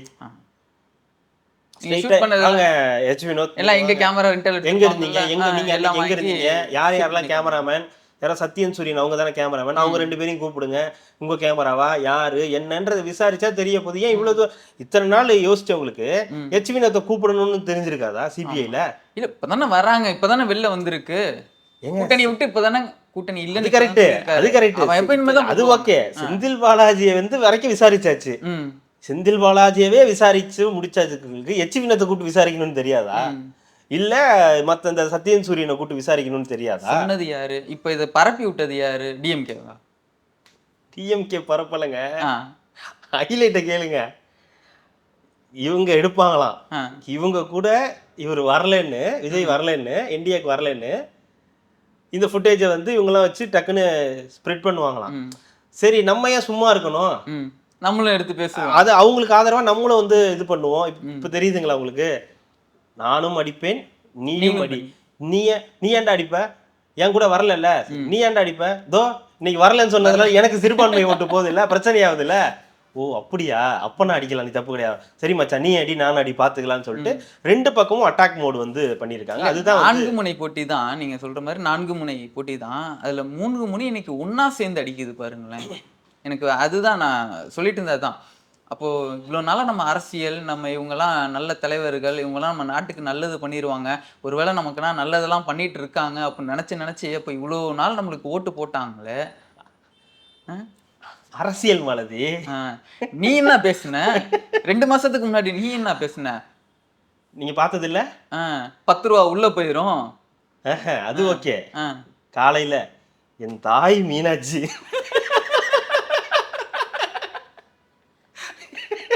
6 மணிக்கு மேல அது காலையில மோடு, சாயந்தரம் மோடு. என் மூஞ்ச காலையில பார்த்துட்டல, மூஞ்செல்லாம் பார்த்துட்டு போனா இது என்னமோ புயலைக்கு பாக்கு கிடைக்குமோ ஏதோ ஒன்று சொல்லுவார்ல. 7 மணிக்கு என்னடா தூக்கம்? அதுதான், உன் மூஞ்செல்லாம் பார்த்துட்டு போனா பொடிக்கு புயல சிக்குமா அப்படின்ற மாதிரி தான் வந்து இருக்கு. காலையில அன்னைக்கு நடந்த அன்னைக்கு செந்தில் பாலாஜினோட காலை தொட்டு முத்தம் கொடுத்து ஆரத்தி எடுத்து முத்தம் கொடுக்கறது. இப்போ வரலன்னோட 6 மணிக்கு மேல மோடுக்கு வந்து மாறிடுறது. இதுதான் வந்து இருக்கக்கூடிய சுச்சுவேஷன். ஓப்பனா நம்ம முன்னாடி பேசின மாதிரி தான். முன்னாடி வந்து இப்போ நம்ம நேர்களுமே எடுத்துக்கிறோம், நம்ம ஒரு விஷயம் சொல்லி இதனால தான், இதை மறைக்கிறதுக்கு தான் இது நடக்குது அப்படின்றத நம்ம சொல்றதுக்கு முன்னாடியே அவங்களே வந்து எல்லாருக்குமே தெரியும். நான் தான் சொல்றேன், மக்கள் எல்லாத்தையும் பாக்குறாங்க, அவங்க சைலண்டா இருக்காங்க அப்படின்னோட இவனுங்களாம் என்ன பண்ணிக்கிறானுங்க, ஓகே ரைட்ரா நமக்கு தான், நம்ம சொல்றதெல்லாம் நம்புவாங்க. நீங்க சொல்றதெல்லாம் நம்ப மாட்டாங்க, எல்லாத்தையும் கேட்டுப்பாங்க, எல்லாத்தையும் தெரிஞ்சுப்பாங்க. ஓஹோ இது நடக்குதா, அப்படியா, சரி சரி சரி ஓகே அப்படின்னு. இந்த விஷயத்தை யாரெல்லாம் இப்ப பாருங்க, நக்கீரன் கோபாலனோ பெரிய அவர் பாத்தீங்களா, அவர் சொன்னது தீர்க்கதரிசி, அவர் பாத்தீங்களா புன்னகை அரசி அப்படின்னு அவங்க வந்து ஓட்ட ஆரம்பிச்சிட்டாங்க பயங்கரமா. அவர் அன்னைக்கே சொன்னாரு ஷூட்டிங்னு சொன்னாரு. ஏன் சிபிஐ இன்னும் எச் வினோத்தை கூப்பிடாம இருக்கு? எனக்கு தெரிஞ்சு இப்ப சிபிஐல எச் வினோத்தை கூப்பிட்டாலும் கூப்பிடுவாங்க, சரி ஓகேங்களா, எச் வினோத்தை கூப்பிடுவாங்க, சத்யன் சூரியனை கூப்பிடுவாங்க, அங்க போன எல்லாரையுமே கூப்பிட்டு பேசிட்டு இப்போ ஒரு சொல்றாங்க இல்லையா, நீங்களே சொல்ற மாதிரி, நீங்க நம்ம கேட்டீங்களே இந்த டாட்ஸ் எல்லாம் கனெக்ட் பண்ணுங்க. விஜய் இந்த தேர்தலில் போட்டியிட மாட்டார், ஓகே. விஜயும் புஷியும் இந்த தேர்தலில் இருக்க மாட்டார்கள், ஓகே. உள்ள போயிடுவாங்க, அதான் இது போட்டியிட மாட்டாங்க. ஏன் என்ன இது இருக்குன்னு ஒரு கொஸ்டின். கரூர் ஃபுட்டேஜ் டெலீட் பண்ண பார்த்தாங்க, விஜய் எல்லா ஃபுட்டேஜும் டெலீட் பண்ண பார்த்தாரு, ஓகே ரைட், 3வது டாட்டு. இப்போ பாருங்க ஃபுட்டேஜ் வெளியே வந்துருச்சு, அது சரி எல்லாம் சரி எல்லாம் கரெக்டு தான், எப்படி சிபிஐ உங்கள்கிட்ட தந்து கொடுத்துச்சு, ஏன் வந்துச்சு, எங்க வந்துச்சு, எப்படி வந்துச்சு, யாரால வந்துச்சு, கேள்வி கேட்காத. நம்ம நண்பர் கிடையாது அவங்களுக்கு எல்லாம், உள்ளுக்குள்ள யாருமே நண்பர்கள் இருக்காங்களா தகவல் சொல்றதுக்கு? அந்த மாப் போட போனாலும் தான் அந்த ஆர்டிஸ்ட் எடுத்துட்டு வந்துட்டு இருக்காரு. எனக்கு என்னவோ அவர் மேல டவுட்டா இருக்குங்க. லாஸ்டா விசாரணைக்கு போனார்ல, அவர் எதுவும் ஆளை வச்சு இந்த இதை எடுத்துட்டு அந்த பென் டிரைவை மட்டும் காப்பி பண்ணி இந்த ஃபுட்டேஜை ரிலீஸ் பண்ணுங்க அப்படின்னு. திமுக காரங்க, நான் கூட உங்களுக்கு அதிமுக காரங்க, அது அவருக்கு பிரச்சனை இல்ல, அவருக்கு தேவை நான் இல்ல அப்படின்னு சொல்லி இருந்தா என்ன பண்ணிருப்பீங்க? அதுக்காக அந்த ஒரு கிளிப்பு போதும்பா, ஒரு 25 செகண்ட் இருக்கிற மாதிரி ஒரு கிளிப்பு மட்டும் கொடுங்கப்பா. இதெல்லாம் பழைய கிளிப்புங்க, இதெல்லாம் யூடியூப்லயே இருக்கு. ஆனா பரவாயில்லடா, கொஞ்சம் ஹைட்டா இருக்கிற மாதிரி கூடுறா. ஆனா உண்மையாவே நான் உங்கள்கிட்ட கேட்டேன், இந்த ஃபுட்டேஜ்ல உங்களுக்கு என்ன தெரியுது? ஒண்ணும் தெரியல. ஒருத்தன் மிஞ்சிட்டான், நீ என்ன இது கட்டுற, எனக்கு இதுக்கு மேல ஹைட்ல இருந்து ஃபுட்டேஜ் இருக்கு, நாசால இருந்து நான் எடுத்து காட்டட்டுமான்னு சொல்லிட்டு ஒருத்தன் இங்க இருந்து போயிட்டான், விண்வெளியில இருந்து ஜூம் பண்ணி கரூருக்கு கொண்டாடுற அளவுக்கு போயிட்டாங்க. கரூர்ல நடந்தது துயர சம்பவம், 41 பேர் இறந்ததுல யாருக்குமே இது கிடையாது, வருத்தம் தான், எல்லாரும் வருத்தம் தான். உண்மையாவே குற்றவாளிகள் பாதிக்கப்படணும். விஜய்க்கு இது தெரிஞ்சே நடந்ததுன்னா விஜயுமே இதுல வந்து குற்றவாளினா விஜய் நீங்க வந்து தண்டிங்க, சார்ஜ் ஷீட்ல ஒரு பேரை ஏத்துங்க. ஆதவர்ஜுனா இருக்காரா, புஷியானந்த் இருக்காரா, யாரெல்லாம் இருக்காங்க அவங்க பேர்ல லிஸ்ட்ல இருங்க. இல்ல செந்தில் பாலாஜியை இது பண்ணுங்க. ஆனா அதை விட்டுட்டு இது இவரு தான், அதாவது இதுவும் உடைமாற்ற செயல் தான். நேத்து என்டிஏவுக்கு நான் வரமாட்டேன் அப்படின்னு சொல்றத ஸ்ப்ரெட் ஆயிடக்கூடாதுன்றதுக்காக உடனே இறக்கப்பட்டதான் இந்த கரூர் ஃபுட்டேஜ். சரி நான் என்ன கேட்கறேன், உங்கள்கிட்ட இருக்குன்னா இந்த கரூர் ஃபுட்டேஜ் உங்கள்கிட்ட இருக்குன்னா இதை கொண்டு போய் கொடுக்க வேண்டியதானே நீங்க? யாருகிட்ட? இது இவங்க இப்ப சிபிஐல இருந்து இது வரல, இப்படி வச்சுங்க, சிபிஐல இருந்து வரலங்க, இந்த ஃபுட்டேஜ் இவங்கள்ட்ட இருந்திருக்கு அப்படின்னு வச்சுக்கோங்களேன். இந்த ஃபுட்டேஜ் உங்ககிட்ட இருக்குன்னா ஏன் இத்தனை நாள் அதை ரிலீஸ் பண்ணல நீங்க? அப்ப இவர் வருவாருன்னு நீங்க வெயிட் பண்ணிட்டு இருந்தீங்க. எனக்கே டவுட்டா தான் இருக்குது. இவங்க சிபிஐக்கு முன்னாடி இவங்க எல்லாமே இல்ல இது ஜோ, அப்படி இல்ல. பண்ணிட்டாங்களா? சிபிஐக்கு இந்த ஃபுட்டேஜ் இல்லங்க. இந்த ஃபுட்டேஜ் இல்ல. சிபிஐட்டே இல்ல. சிபிஐட்டே இல்ல, சரி, ஃபுட்டேஜே okay. இல்ல சிபிஐட்ட. ம். சிபிஐ என்னென்னமோ கலெக்ட் பண்ணாங்க. விஜய் நிறைய டெலீட் பண்ண ட்ரை பண்ணிருக்காரு. சரி, okay. அதுல ஏதோ ரெக்கவர் ஆகி இவங்கள்ட்ட இந்த ஃபுட்டேஜ் கிடைச்சிருச்சு. ஓகே. ஓகேங்களா? ம். ரெக்கவர் ஆனதை கொண்டு போய் சிபிஐட்ட கொடுக்க வேண்டியதானே. ம். கொடுத்து நேரத்துக்கு விஜய வந்து குற்றப்பத்திரிகையில ஏத்தி இருக்கலாமே. ம். ஏன் இவ்வளவு கஷ்டப்பட்டுட்டு இருக்கீங்க? வருவாரு. அப்போ உங்க நோக்கம் என்ன? ம். விஜய் இந்தியாக்குள்ளார வரல, அதை மடை மாற்றணும். அதுக்கு என்ன பண்ணலாம்? அப்ப இந்த ஃபுட்டேஜ் மாதிரி ஒண்ணு எல்லாம் யூடியூப்ல இருக்கிற ஃபுட்டேஜே எடுத்து இதை பாத்தீங்களா அப்படின்னு ஒண்ணு காட்டணும். ம். இதெல்லாம் ஏற்கனவே சொன்னதுதான். ம். இது மாதிரி விஜய் வந்து எல்லாம் தெரிஞ்சே பேசினாரு, அங்க மக்கள் கஷ்டப்படும் போது கொல்லப்படுறாங்க தெரிஞ்சே, இதெல்லாம் ஓகே. ம். உண்மையாவே நான் என்ன சொல்றேன், உங்களுக்கு அவரு தப்பு செஞ்சிருக்காருன்னு இருந்தா ஒரு குற்றப்பத்திரிகையில சேருங்க. அதனால ஒரு பிரச்சனையும் கிடையாது. ஆமா. அப்படி வந்து 41 பேர் உயிருக்கு அவர் காரணமானா அது ஓகே. ம். இல்ல யார் உண்மையான காரணமோ அவங்களை பண்ணுங்க. அதை விட்டுட்டு இந்த மாதிரி ஒரு விஷயம் மடைமாற்ற விஷயம் இருக்கு இல்லையா, ம். இது பாத்துக்கிட்டு இருக்காங்க. எல்லாருக்கும் தெரியுது. இந்த இல்ல, ஏன் சோசியல் இவ்வளவு மீடியால யூஸ் பண்ற எல்லாருக்கும் தெரியும். கேவலமான ஒரு விஷயங்கள் வந்து பண்ணிட்டு இருக்காங்க. நீங்க இத கேவலன்றீங்க. ஆ.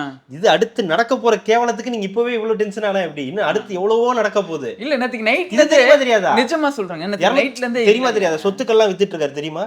ஆ. விஜய் சொத்துக்களை வித்துக்கிட்டு இருக்காரு. எதுக்கு? தேர்தல் இதுல கணக்கு காட்டுறதுக்காக. ஆ. ஆஹா இல்ல, இன்னொருத்த அன்னிக்கு கொடுக்கறதுக்காக. ம். அன்னிக்கு அது 250 கோடி கன்ஃபார்ம் பண்ணாங்க. ஓகே ஓகே ஓகே அப்படின்னு பரப்பப்படுக்கக்கூடிய செய்திகள். ஏன்னா இப்போ விஜய்ன்ற ஒருத்தர் எல்லாருக்கும் பெரிய பிரச்சனையா இருக்கு. ம். ஓகேங்களா? இது என்னன்னு கேட்டா அவங்க இன்னும் ப்ராப்பர் அரசியல் கூட இன்னும் பண்ணல. ம். இதுதான் அரசியல்னு சொல்லி கூட பண்ணல. ஏன் ப்ராப்பர் அரசியல் பண்ணலன்னு சொல்றதுக்கு நான் உங்களுக்கு சொல்றேன். ம். ஒருத்தங்க கட்சியில இருந்து வெளியேறி இருக்காங்கல்ல, ஆமா. நீங்க கூட கேட்டீங்களே, காஞ்சனா வாரியரா ரச்சிதா நாச்சியாரா? இல்லங்க, ரஞ்சனா நாச்சியார். ஆ. அவங்க வந்து என்னெல்லாம் பேசினாங்கன்றத பார்த்தோம். ஆமா. நான் அன்னைக்கே என்ன சொன்னேன், இந்த மாதிரி பேசுறதுக்கு அலோவ் பண்ணக்கூடாது. ஒரு கட்சியோட தலைவரை இவங்க இப்படி பேசுறாங்கன்னா அடுத்த செகண்ட் கட்சியில இருந்து தூக்கி போடணும். ஒரு அறிவிப்பு, நம்ம தலைமையில இருக்க நம்ம தலைவரை இந்த மாதிரி கட்சிக்குள்ள இருந்துகிட்டு பேசுனது தவறு, கட்சி விதிமுறைகளை மீறி நீங்க செயல்படுறீங்க, உங்களை பார்க்கும் போதே தெரியுது நீங்க வந்து திமுகவுடைய ஆளாகத்தான் இருப்பீங்கன்னு பச்சையா தெரியுது, அதனால உங்களை இந்த கட்சியில இருந்து நாங்க நீக்கிறோம் அப்படின்னு சொல்லி தூக்கி போட்டிருந்தீங்கன்னா இன்னைக்கு அவங்க உங்களை கலாய்க்கிற அளவுக்கு இருந்திருக்குமா? அவங்க என்ன சொல்றாங்க? வெக்கமே இல்ல கொஞ்சம் கூட. அது ஓகே, கேக்குறதுக்கு எல்லாத்துக்கும் எனக்கு அதுதாங்க எனக்கு இல்லங்க, எனக்கு பிடிக்கலங்க, நான் வரலங்க, போறேங்க அப்படின்றேன். எனக்கு அந்த ஒரு விஷயம் ஒருவேளை நாம அப்படி இல்லையோ அப்படின்றது எனக்கு அது கஷ்டம். அந்த மாதிரி நம்மள அரசியல்வாதி கிடையாது. அரசியலுக்கு உள்ளார போனவங்களுக்கு எல்லாரும் மனுஷன் தாங்க. எல்லாரும் மனுஷன் தாங்க. அரசியல்வாதிக்கும் தனியா ஒரு இது இருக்குங்க. என்ன இருக்குது? அது வேற ஒண்ணு இருக்கு, உங்களுக்கு தெரியாது. நீங்க வேணா டெஸ்ட் பண்ணி இரும்பு இதயம் போட்டு ஏதாவது வச்சுட்டாங்களா? இரும்புக்கார மாதிரி இரும்பு இதயம் அதையும் தாண்டி கூட இருக்கும். இரும்பு கோட்டையா கூட இருக்கும். அது வேற. ஏன் நீங்க எல்லா அரசியல்வாதியும் அப்படிதானே இருக்காங்க. நான் நம்ம ஒரு சாம்பிள் சொல்லல. நீங்க வைகோல எடுத்துக்குங்க, இவங்களை இப்ப போனவங்களை எடுத்துக்குங்க, ஓபிஎஸ் எடுத்துக்குங்க, தங்க தமிழ்ச்செல்வன் எடுத்துக்குங்க, யாரை வேணாலும் எடுத்துக்குங்க. எப்படிங்க ஒரு நிமிஷத்துல அடுத்த நாளே வந்து அவங்க ஒரு நல்லவங்களா மாறிடுறாங்க? எனக்கு ஒண்ணுமே புரியல. நீ மேடையா ஏறி கிழிச்சுக்கிட்டு தானே இருந்த. அதெல்லாம் அவங்க பிஜேபியில இருந்தாங்க, அப்புறம் பிஜேபியில இருந்து டிவிகே போனாங்க, அப்புறம் டிவிகேல இருந்து இப்ப டிஎம்கே போயிருக்காங்க. அவங்கள்ட்ட கொள்கையும் கிடையாது, ஒண்ணும் கிடையாது. ஓகேங்களா? அவங்க அவ்வளவு கொள்கை இருக்கிறவங்க பெண்களுக்கு எதிராக நடக்குதுன்னா நீ முதல்ல போய் திமுக சேவியா? எனக்கு தெரியும். எனக்கு வந்து நான் வந்து ரொம்ப விஜய் பண்றது சரியில்லை ஆகுதுன்னா நீ எங்க போய் நீங்க ஒண்ணு விழுந்திருக்கணும், இல்ல ஏதாவது இயக்கம் ஸ்டார்ட் பண்ணிருக்கணும். எங்க இருந்து திமுக போயிருக்கீங்க? இல்ல சொல்றேன், இப்பெல்லாம் அப்படிதானே ஒரு இயக்கம் ஒரு அமைப்பு அப்படின்னு தானே போவாங்க. அந்த மாதிரி போகாம நீங்க இப்படி போகும்போதே தெரியுது என்ன நடந்திருக்கும் அப்படின்னு. அப்போ அவங்க நீங்க நம்மளே ஆல்ரெடி சொல்லியிருக்கோம்னு நினைக்கிறேன். உனக்கு திமுகல போய் சேரணும், பெரிய போஸ்டிங் வேணும், ஏதாவது இது வேணும்னா நீ விஜய் நல்லா சப்போர்ட் பண்ணிட்டு திருப்பி எதிர்க்க ஆரம்பிச்சிட்டா டைரக்டா அதுதான் இவங்க எல்லாம் யூஸ் பண்ணிக்கிறது. என்னன்னா டிவிகேக்குள்ளார வரது, அங்க இருக்கிற மாதிரி. இப்ப டிவிகேக்குள்ள இருந்து உள்ள போனா அங்க ஒரு மதிப்பு இருக்குல்ல, தாவே கலந்து வந்திருக்காங்கப்பா. வெளியே கேட்டா தாவேக்கெல்லாம் ஒண்ணுமே கிடையாது, எங்களுக்கு எல்லாம் துச்சம் அப்படின்றது. ஆனா கேட்டா தாவே கலந்து வந்துருக்காங்க, கூட்டம் தாவே கலந்து கூட்டு வந்தீங்களா, வெரி குட் வெரி குட் அப்படின்னு போட்டோ எடுத்துக்கிறீங்க. இது ஓகே, இவங்களை விடுங்க. நான் எதுக்கு சொல்ல ஏன் ப்ராப்பர் அரசியல் பண்ணலன்னு சொல்றேன்னா இதுதான். கட்சி தலைமை இப்படி கட்சி தலைமை ஒருத்தவங்க பேசுறாங்க அப்படின்னா ஒரு பொதுச் செயலாளரா நீங்க டக்குன்னு ஒரு முடிவு எடுத்து கட்சியை விட்டு தூக்கி போடணும். ஒண்ணு என்ன சொல்றது, அவங்க எல்லாம் ஒரு ஆளே கிடையாது, அவங்க எல்லாம் ஸ்லீப்பர் செல்லி இந்த வேலைலாம் இந்த இதெல்லாம் வேணாம், அசால்ட் எல்லாம் கிடையாது. இதுதான் கட்சினா இப்படிதான் நீங்க இருக்கணும். திருப்பி வராங்களா மன்னிச்சு உடனே ஏத்துக்கணும். கட்சி அப்படிதான் நடக்கும், அப்படிதான், அதுதான் ப்ராப்பரா நடக்கக்கூடிய விஷயம். ஆனா ஏன் அது அன்னையில இருந்து எனக்கும் புரியவில்லை, ஏன் அவங்க வந்து எடுக்கவே இல்லை? அவங்க ஒரு உறுப்பினரா தான் இருந்திருக்காங்க. அசிங்கப்படுத்துதுங்க அங்க போய். ஏங்க நானே கட்சியில இருந்து அவங்களுக்கு எதுவுமே தெரியலங்க, நானே சொல்லி விடுறேன் எடுங்க, அவங்க எடுக்க மாட்டேன்றாங்க. அதை சொல்றது கூட ஆளு கிடையாது, நானே வெளியில வந்தேன்றாங்க. அந்த ப்ராப்பர் அசிங்கம் தேவையாது, அந்த ப்ராப்பர் அரசியல் தான் பண்ண தெரியல அப்படின்றது தான் நான் சொல்றேன். நீங்க ஒரு அமைப்பா இதை நீங்க ஃபர்ஸ்டே பண்ணிருக்கணும். நீங்க பண்ணாம விட்டீங்க, அவங்க அட்வான்டேஜ் எடுத்துட்டு உங்களுக்கு வந்து கலாச்சிட்டு போயிட்டாங்க. இதுதான் இங்க நடக்கக்கூடிய பிரச்சனை. ஸோ இந்த மாதிரியான நெரேட்டிவ்கள் இன்னும் கீழ்த்தரமா போக போகுது. அடுத்தடுத்த நாள்ல இன்னும் கீழ்த்தரமா போகும். அடுத்து அவருடைய டைவர்ஸ் கேஸ் ஏப்ரல் மாதம் வருது, அதுக்கு முன்னாடி ஏதாவது சம்பவங்கள் நடக்கலாம். அப்புறம் பழைய ப்ரொடியூசர்ஸ்கள் யாராவது வச்சு பேச வைக்கலாம், அவர் அப்படி பண்ணாரு இப்படி பண்ணாரு, பணம் இல்லைங்க நீங்க ஐடியா கொடுக்குறீங்க. ஐடியா கொடுக்கல ஏங்க, நம்மளை விட டாப் டக்கர்ல யோசிப்பாங்க அவங்க, டெப்த் வரைக்கும் போய் யோசிக்கிறவங்க. நம்மளாம் ஒண்ணுமே கிடையாது, நம்மளாம் தம்ப்நெயில் வைக்கிறதுக்கே யோசிக்கிறவங்க, அவங்களாம் அப்படிலாம் கிடையாது. தம்ப்நெயில ரெடி பண்ணிட்டு தான் வீடியோக்கே ரெடி ஆவாங்க. அவங்கள அந்த மாதிரி ஒரு கேட்டகரி. அதனால வந்து இன்னும் எவ்வளோலாம் நெருக்கடி கொடுக்க முடியுமோ, ஏற்கனவே ஒரு நெருக்கடி திமுக கொடுத்துட்டு இருந்துச்சு, இப்ப என்டிஏவும் அந்த நெருக்கடிக்கு தயாராயிட்டாங்க. அப்புறம் இன்னொரு டீம் கேட்கவே வேணாம், அவங்க வந்து ரெடியா இருப்பாங்க. அவங்களுக்கும் பிரச்சனை இருக்குல்ல, இவங்களால அவங்களுடைய வாக்குவங்கியும் பிரச்சனையா இருக்குன்னும் போது அதையும் வந்து அவங்க பார்ப்பாங்க. ஸோ அது இல்லாம பிளஸ் பத்திரிகையாளர்கள், அரசியல் விமர்சகர்கள் அவங்க ஒரு பக்கம் இருப்பாங்க. ஸோ ஓவராலா விஜய் வந்து புனித அரசியல் பண்ணணும், இவங்க நினைக்கிற மாதிரியான அரசியலை விஜய் பண்ணணும். விஜய் அவர்கள் அரசியல் பண்ணணும்ன்றதுல நமக்கும் விருப்பம் இருக்கு, எப்படிப்பட்ட அரசியல் பண்ணணும்ன்றதுலயும் கருது. ஆனா விஜய் மட்டும்தான் இப்படி பண்ணணும், மத்தவங்க எல்லாம் எப்படி பண்ணாலும் எங்களுக்கு ஓகே, திமுக என்ன பண்ணாலும் எங்களுக்கு பிரச்சனை இல்லை, அதிமுக என்ன பண்ணாலும் எங்களுக்கு பிரச்சனை, ஆனா விஜய் மட்டும் இப்படி இருக்கணும் அப்படின்னு யோசிக்கிற அந்த மைண்ட் இருக்கு இல்லையா, அந்த மைண்டு தான் பிரச்சனை. அதுக்கு ஒண்ணும் பண்ண முடியாது. நம்ம இதுல கேட்கும்போது ஏன் கூட வச்சிருக்கீங்களே செங்கோட்டையன், அவரு என்ன உத்தமரா அப்படின்னு கேட்கிறேன். அதிமுகல இருக்கும்போது எவன்டா கேட்டீங்க நீங்க? அதான் சொல்றேனே, விஜய் ஒருத்தரை கட்சியில சேர்க்கிறாருன்னா, ஐயோ அவர் வேணாங்க, அவர் மேல அந்த இது பிரச்சனை இருக்கு, ஐயோ இவரா இந்த பிரச்சனை, அப்படி சொல்லவே முடியாது. கட்சினா இந்த மாதிரியான ஆட்கள் இருக்கதான் செய்வாங்க. அதுக்காக வந்து ரொம்ப கேவலமான ஒருத்தனை கட்சியில எடுத்துட்டு அதுக்கு வந்து விட்டு கொடுக்க முடியாது. பட் கட்சி அரசியல் இருக்கும்போது இது மாதிரிலாம் நடக்கும். இதுக்கப்புறம் இப்போ ஓபிஎஸ்ன்ற கரையை தூக்கி வாஷிங் மிஷின்ல போடலையா, திமுகன்ற வாஷிங் மிஷின்ல போட்டு வெளுத்து கொண்டு போய் தேனியில விடலையா, தங்கத்தமிழ் செல்வன்ற ஒருத்தரை கொண்டு போய் அதுல போட்டு எடுத்து கொண்டு போய் தேனியில விடலையா, வைத்தியலிங்கம்ன்ற ஒருத்தரை கொண்டு போய் விட்டு ஒருத்த நாட்டுல பாத்தீங்களா, இவர் வேற வைத்தியலிங்கம் இவர் வேற வைத்தியலிங்கம் அப்படின்னு டைட்டில் போகல, அந்த மாதிரி கொண்டு போய் விடலையா. அந்த மாதிரி தான் இந்த மாதிரியான ஆட்கள் வருவாங்க. ஏங்க நீங்க அங்க எப்படி இருந்தீங்களா எங்களுக்கு தெரியாது, நீங்க இங்க இப்படிதான் இருக்கணும், இதுதான் எங்க கட்சி கட்டமைப்புன்னு சொன்னா அதுக்கேற்ற மாதிரி அவங்க செயல்படணும். அப்படி இல்லைன்னா அவங்களை கட்சியை விட்டு நீக்கிட்டு போ, இதுதான் எங்களோட சட்டத்திட்டம் சொன்னது.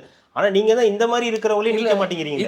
இது நம்ம எப்படி புரிஞ்சுக்கிறது? இப்ப நீங்க சொல்ற மாதிரிதான் யாரையுமே சேர்த்துக்க கூடாது அப்படின்றீங்க. ஏதோ ஒரு கட்சி கூட வந்து கூட்டணி வச்சுக்கிறீங்கன்னா, இங்க பாரு இது வந்து மதவாத கட்சி, இது வந்து சாதி ரீதி கட்சி, இது எல்லாத்தையும் சேர்த்துட்டு இருக்க, அப்ப நீ என்ன அரசியல் பண்றது? வேற ஏதாவது ஒண்ணு சேர்த்துக்கிட்டேன்னா இதுக்குள்ள ஏதோ ஒரு நரேட்டிவ் வந்து செட் பண்ணிடுறது. ஏதாவது ஒண்ணு 234 தொகுதியிலையும் நிக்கணும், 234 தொகுதியிலையும் ஜெயிக்கணும், ஆமா சிஎம்மும் ஆகணும். ஆனா இவங்கள மாதிரி அரசியல் பண்ணக்கூடாது. அப்படி எப்படிதான் அரசியல், அதாவது மாற்று அரசியல்ன்றது வெறுமனே வந்து பியூரா விஜயால அப்படி பண்ண முடியுமான்னு கேட்டா இங்க தமிழ்நாட்டு அரசு அதெல்லாம் பண்ண முடியாதுங்க. அவரோட அரசியலை காப்பாத்திக்கிறதுக்கும் அவர் அரசியல் நிக்கிறதுக்கும் அவரு சில அரசியல்கள் செஞ்சுதான் ஆகணும். அவர் ஏற்கனவே அதெல்லாம் பண்ண ஆரம்பிச்சிட்டாரு. ஏன்னா ஃபர்ஸ்ட் இயர் வந்து அவர் பேசல, ஆனா செகண்ட் இயர் பேசினாரு பாத்தீங்களா, கத்துக்கிட்டாரு. இந்த இடத்துல இதை பேசினாதான் இது ஒர்க் அவுட் ஆகும்ன்றத அவர் நேற்று புரிஞ்சுக்கிட்டாரு. சோ இதுக்கப்புறம் வர காலங்கள்ல அது பண்ண ஆரம்பிச்சிருவாரு. இதுக்கெல்லாம் இந்த மாதிரி பேச்செல்லாம் தவிர்க்கணும்னா ஒரே ஒரு ஆப்ஷன் தான், ஜெயிச்சு வரணும். அட்லீஸ்ட் என்ன முடியுமோ அவங்களோட நம்பர்ஸ்ல முடியுமோ இல்ல பர்சன்டேஜ்ல முடியுமோ, என்ன முடியுமோ ஜெயிச்சு வந்தா மட்டும்தான் இதுக்கெல்லாம் வந்து வாயடைக்க வைக்க முடியும். இது மக்கள் கிட்ட எப்படி இருக்குன்னு தான் நான் கேட்கிறேன். இப்போ நம்மளே நேற்றுக்கு நைட்ல இருந்து பார்த்தீங்கன்னா ஒரு மாதிரி அப்செட் ஆச்சு. என்னடா இது இப்போதான் ரஜினி பிரச்சனையை முடிச்சாங்க, இன்னைக்கு காலை சரி ஓகே கூட்டணி இல்லைன்னு சொல்லி முடிக்கிறதுக்குள்ள கரூர் விஷயம் நீ அங்க ஷூட்டிங் நடத்திருக்க அப்படின்னு அதை பேசிடக்கூடாதுன்னு தானே அந்த நரேட்டிவே. உங்களுக்கு இந்த ரஜினி பிரச்சனை முடிஞ்சிருச்சு, ஓகே பேசிட்டாரு, ஒரு மன்னிப்பு கேட்டாரு, முடிஞ்சு போச்சுன்னு சொல்லி நீங்க ஓகேடா அப்படின்னு ரிலாக்ஸ் ஆகிறதுக்கு முன்னாடி இன்னொரு பிரச்சனை வருது இல்லையா, அதுதான் அவங்களோட ஒர்க். இதுதான் நீ இது அவங்க ரிலாக்ஸே ஆகக்கூடாது, உங்களுக்கு பதில் வந்து டைவர்ட் ஆகிட்டே இருக்கணும். அவங்க அரசியலே பண்ணக்கூடாது. அவங்க அரசியலை இப்போ அந்த பசங்க வந்து இது பண்றானுங்களா, அவங்க அதை பண்ண விடாது, அதுக்கு பதிலாக இதை டைவர்ட் பண்ணி விடு. இதோபார் காஞ்சனாவாரி இருந்து திமுக சேர்ந்துருச்சு, அதை போய் வந்து டைவர்ட் பண்ணி விடு இப்படின்னு நாம் தமிழர் ஒன்று சொல்லிட்டு அங்கே பத்தியா அவங்களோட நாம் தமிழர் சாட்டை துறை சொல்லிட்டாங்க, அப்படி அந்த பக்கம் டைவர்ட் பண்ணி விடு அப்படின்னு டைவர்ட் பாலிடிக்ஸ் பண்றாங்க. இவங்க அந்த டைவர்ட் பாலிடிக்ஸ்ல இவங்களா போய் விழுவுறாங்க. டைவர்ட் பாலிடிக்ஸ்ல விஜய் வந்து தலைமையில இதுதான் ப்ராப்பர், இதுதான் நம்ம பண்ண போறோம், இவங்களெல்லாம் பேசாதீங்க, இவங்க தான் நம்மளோட டார்கெட்னு சொல்லி போயிட்டு இருக்குன்னா அதுக்கு கீழே உள்ளவங்களா இருக்காங்கல்ல, இவங்கெல்லாம் சம்மந்தம் இல்லாம ஏதாவது ஒன்று பேசி டைவர்ட் பண்ணி விட்டுறாங்க. அது ரஜினிகாந்த் சம்பவமா இருக்கலாம், இல்ல சீமான் அவர்களா, இல்ல இந்த நாம் தமிழர் கட்சியில சம்பவமா இருக்கலாம், இல்ல இந்த மாதிரி கரூர் சம்பவம். இதுக்கு எல்லாத்தையும் அவங்க மேல வந்து ஒரு ப்ரெஷரை போட்டு அதுக்கு இவங்களை பதில் சொல்ல வச்சு, அது ஒண்ணுமே இல்லாத பிரச்சனை தான், ஆனா அதுக்கு ஒரு பதில் சொல்ல வச்சு அவங்களை டைவர்ட் பண்ணி விட்டுறாங்க. அப்ப ஆட்டோமேட்டிக்கா விஜய் மேல வந்து பாத்தீங்களா, விஜய் பாத்தீங்களா எவ்வளவு மோசமானவர் பாத்தீங்களா, ஐயோ பாத்தீங்களா விஜய் பாத்தீங்களா எவ்வளவு கேவலமானவர் பாத்தீங்களான்னு இதுக்கே பதில் சொல்ல வைக்கிறாங்க. அவங்களால அரசியல் பண்ண முடியல. இது நான் சோசியல் மீடியாவில் சொல்கிறேன். களத்தில் வந்து வேற மாதிரி ஒன்று நடந்துகிட்டு இருக்கு. அது இனிமேல் போக போக எப்படி இருக்குன்னு தெரியும். நம்ம இதுக்கு அடுத்து தான் பார்க்கணும். ரெண்டாவது ஜனநாயகன், அதுவும் வந்து இப்போ சென்சாருக்கு பார்த்துட்டாங்க. பட் ஆனால் தேர்தல் கமிஷன் தான் சொல்லணும் படம் ரிலீஸ் பண்ணலாமா கூடாதா அப்படின்றத. மேபி அவங்க பார்க்கலாம், அந்த படத்தை பார்த்துட்டு கூட சொல்லலாம் பண்ணலாமா வேணாமான்றத. ஸோ அது அவங்க கையில தான் இருக்கு. படத்தை ரிலீஸ் பண்ண விடுவாங்களா அப்படின்றதெல்லாம் வந்து $1 மில்லியன். அந்த இதுதான் விழிப்புணர்வு, தேர்தல் விழிப்புணர்வு ஏதோ ஒரு ப்ரோக்ராம் நடத்திருக்காங்க. அங்க ஏதோ ஒரு பொண்ணு விசில் அடிச்சிச்சுன்னு சொல்லி போய் விசில பிடிங்கிருக்காங்க. தேர்தல் கமிஷன் இது கூட சொல்லியிருக்காங்கன்னு நினைக்கிறேன். விஜய் பாட்டுக்கு ஸ்கூல்ஸ்ல வந்து விஜய் பாட்டு போட்டு ஆடக்கூடாது அந்த மாதிரி கூட சொல்லியிருக்காங்க. எப்படி ரிலீஸ் பண்ணுவாங்க? அதுதான், அதுவே பாட்டே போட்டு ஆடக்கூடாதுன்னா படம் எப்படி ரிலீஸ் பண்ணுவாங்கன்ற ஒரு கேள்வியும் இருக்கு. ஸோ அப்போ படத்தை சிபிஐயும் பார்க்கணும்னு நினைக்கிறேன். இல்ல சிபிஐ பார்க்கணும்ல, இந்த ஃபுட்டேஜ் பார்ப்பாங்க கண்டிப்பா. அவங்க சென்சார் பண்ணாத அந்த படத்தை ஃபுல் ஃபுட்டேஜ் இருக்கும் இல்லையா, அதை பார்க்க கூட ட்ரை பண்ணுவாங்க. அது மாதிரி ஏதாவது ஃபுட்டேஜஸ் யூஸ் பண்ணியிருக்காங்களா இல்லையா அப்படின்றத கண்டிப்பா பார்ப்பாங்க. பட் ஆனால் எனக்கு தெரிஞ்சு அப்படியே இருந்தால் இந்நேரத்துக்கு அதை நெருங்கி இருப்பாங்களே. அவங்களை இந்நேரத்துக்கு ஹெச் வினோத் எல்லாருமே எப்படியா கூப்பிட்டு இருந்திருப்பாங்க. அந்த ஃபுட்டேஜ் எல்லாம் எடுத்தாங்கல்ல, 3 மாசம் 4 மாசம் ஆச்சு. இந்த ஃபுட்டேஜ் எல்லாம் எப்போ அந்த வண்டியை இது பண்ணி ஃபுட்டேஜ் எல்லாம் எடுத்தாங்களோ, அவங்கள்ட்ட வந்து ஃபுட்டேஜ் எல்லாம் கலெக்ட் பண்ணாங்களோ, அப்பவே ஹெச் வினோத் அந்த டீம் எல்லாம் கூப்பிட்டு பேசியிருக்காங்க. இது வரைக்கும் பேசாததுதான் வந்து இவங்க எல்லாம் உருட்டிக்கிட்டு இருக்கானுங்க அப்படின்னு தெரியுது. அது மேபி சிபிஐ என்ன பண்ணுதுன்றத பொறுத்திருந்து பார்ப்போம். அடுத்த மக்களுக்கு நல்லது பண்ணணும், மக்களை பத்தி யோசிக்கணும், எப்படி நம்ம சிறந்த ஆட்சி அடுத்தது கொடுக்க போறோம், அதை பத்தி எல்லாம் யோசிக்கிறது கிடையாது. அதை பத்தி நான் பேச போலாங்களா? சொல்லுங்க. வேற என்ன, தேர்தல் வாக்குறுதி கொடுத்துருக்கேன். கொடுத்துட்டு போ. என்ன கொடுத்துட்டு போ? உங்களுக்கு தானே கொடுக்குறேன். உங்களுக்கு அதுக்கு சம்மந்தமே இல்லாத மாதிரி நீங்க தான் அமெரிக்காவில் இருக்கிற மாதிரியும். நான் பார்க்கல. ஏன் பார்க்கல? விருப்பம் இல்லை. அப்ப நான் சொல்றது கரெக்ட் தானே? எனக்கு தேர்தல் வாக்குறுதி மாதிரி தெரியல. அப்ப நான் சொன்னது கரெக்ட் தானே? நான் எவ்வளவுதான் கத்துனாலும் நீங்க எல்லாம் கேட்க போறது கிடையாது, நீ ஜெயிக்க வைக்க போறது கிடையாது. மாட்டேன், சத்தியமா பார்க்க மாட்டேன். மக்களே, தேர்தலை சந்திக்கணும்.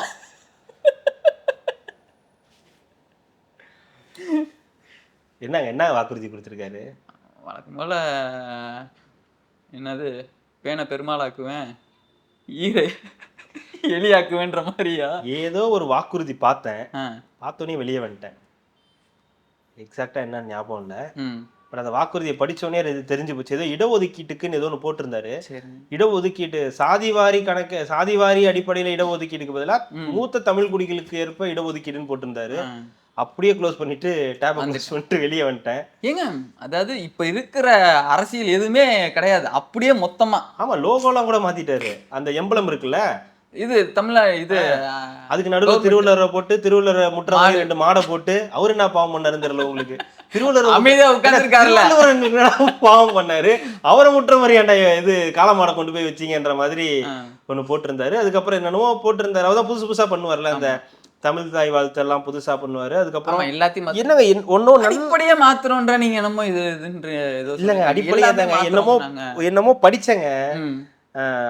நீங்க வந்து நீதிமன்றத்துக்கு உச்ச நீதிமன்றத்தோட கிளை வந்து இங்க சென்னையில தமிழ்நாட்டுல இருக்கும் அப்படின்ற மாதிரி. அப்புறம் 5 நகரங்கள், தலைநகரங்கள், சென்னை மட்டும் கிடையாது, தூத்துக்குடி, திருச்சி, திருச்சி, மதுரை, கோயம்புத்தூர் தலைநகரங்கள் மாத்த போறோம். அப்புறம் பள்ளிக்கூடங்களுக்கு பத்தி ஏதோ ஒன்று சொல்லியிருந்தாரு. அப்புறம் மருத்துவத்தை வந்து தமிழ்லயே படிக்கணுன்ற அளவுக்கு எல்லாம் சொல்லியிருந்தாரு.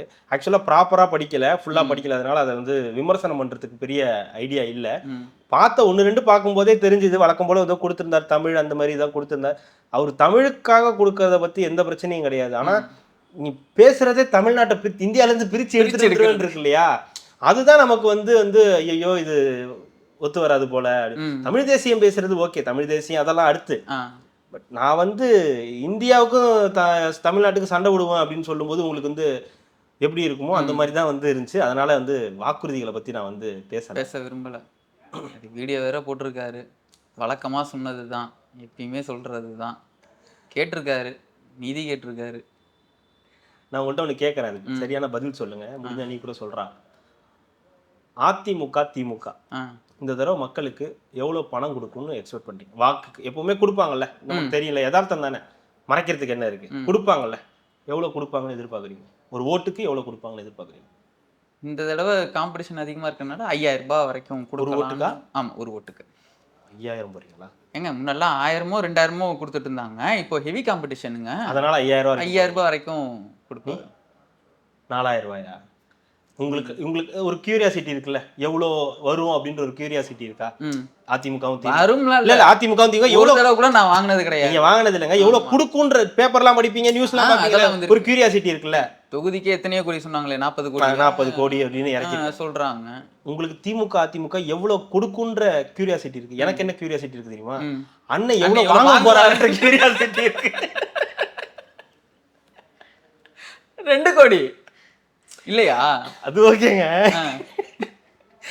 அதாவது மக்கள் எப்படி யோசிப்பாங்க, 2 பேரும் வந்து கொடுக்குறான், இவங்கிட்ட இருந்து வாங்கி கொடுக்கணுமா? அப்படிங்களா? பின்ன என்ன இல்ல, இது எப்படின்னா இது வந்து பிளாக் மணியை ஒயிட் மணியா மாத்துற கதையால இருக்குது. இது எல்லாரும் எப்படி பணம் கொடுக்கறதுன்னு யோசிப்பாங்க, ஆனா நான் மட்டும்தான் எப்படி வாங்குறது யோசிப்பேன்.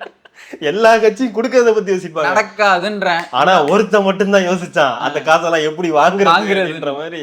கடைசியா தான் வந்தாரு விநாயகர் மகாதேவ். கொடுப்பாங்கன்னு நினைக்கிறீங்களா? யாரு? இல்ல இன்னமும் என்னைய வந்து பைத்தியக்காரனாவே நினைச்சுக்கிட்டு இருக்கீங்களா? திரள்நிதியா 2 கோடி டார்கெட், 9 லட்சம் ரூபாய் வரைக்கும் கலெக்ட் 2 கோடின்றது நம்ம அப்ப பார்த்ததுங்க, ஏதோ ஒரு மீட்டிங்காக நம்ம பார்த்தது. 2 கோடி வச்சுட்டு நீங்க 234 தொகுதியில வந்து போட்டி போட முடியுங்களா? ஏன் டார்கெட் 2 கோடி தானே, நான் எங்க தேர்தலுக்கு இல்ல இவ்வளவு நாள் கொடுத்துட்டு இருந்த மக்கள் யோசிக்க மாட்டாங்க? இவரே சொல்றாரு நம்ம ஜெயிக்க மாட்டோம், எல்லாம் இது பண்றேன்னு. ஜெயிக்காதவனுக்கு நம்ம எதுக்குடா கொடுக்கணும்? வளருதுன்றாங்க. இந்த தடவை தேய போகுதுன்றது தெரிஞ்சு போச்சு. தமிழ் தேசியத்துக்காக கொடுப்பாங்க. தமிழ் தேசியத்துக்காக கொடுக்கலாங்க, இவருக்கு ஏன் கொடுக்குறாங்க? தமிழ் தேசியம் பேசுறது அண்ணன் மட்டும் தானே. ஆமா, அப்படியே இவர் தான் வந்து மகாத்மா காந்தி ஆயிட்டாரு தமிழ் தேசியத்துக்கு. வந்து மகாத்மா காந்தியா தமிழ் தேசியத்துக்கு? அது என்னமோ சொல்லுவாங்களே, இவர் தான் புனிதர் அப்படின்னு சொல்லுவாங்களே, தமிழ் தேசியத்தை தாங்குற தந்தை அப்படியே ஆயிட்டாருங்களா? தேசிய தந்தைங்க அவரு, தெரியுதா? நெக்ஸ்ட் கொடுப்பாங்களா மாட்டாங்களா? என்னது திரள்நிதியா? கண்டிப்பா கொடுப்பாங்க.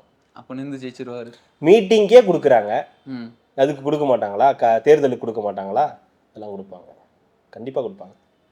ஆனா நம்ம மக்கள் கொடுக்க மாட்டாங்க, இந்த மக்கள் கொடுக்காது, வேற மக்கள், அந்த மக்கள் தான் கொடுப்பாங்க. வெளிநாட்டு மக்களுக்கும் புரியணுன்றதுக்கு. ஏன்னா நம்மளதுலயே நிறைய பேர் வெளிநாட்டுல இருந்து தான் கொடுக்குறாங்க.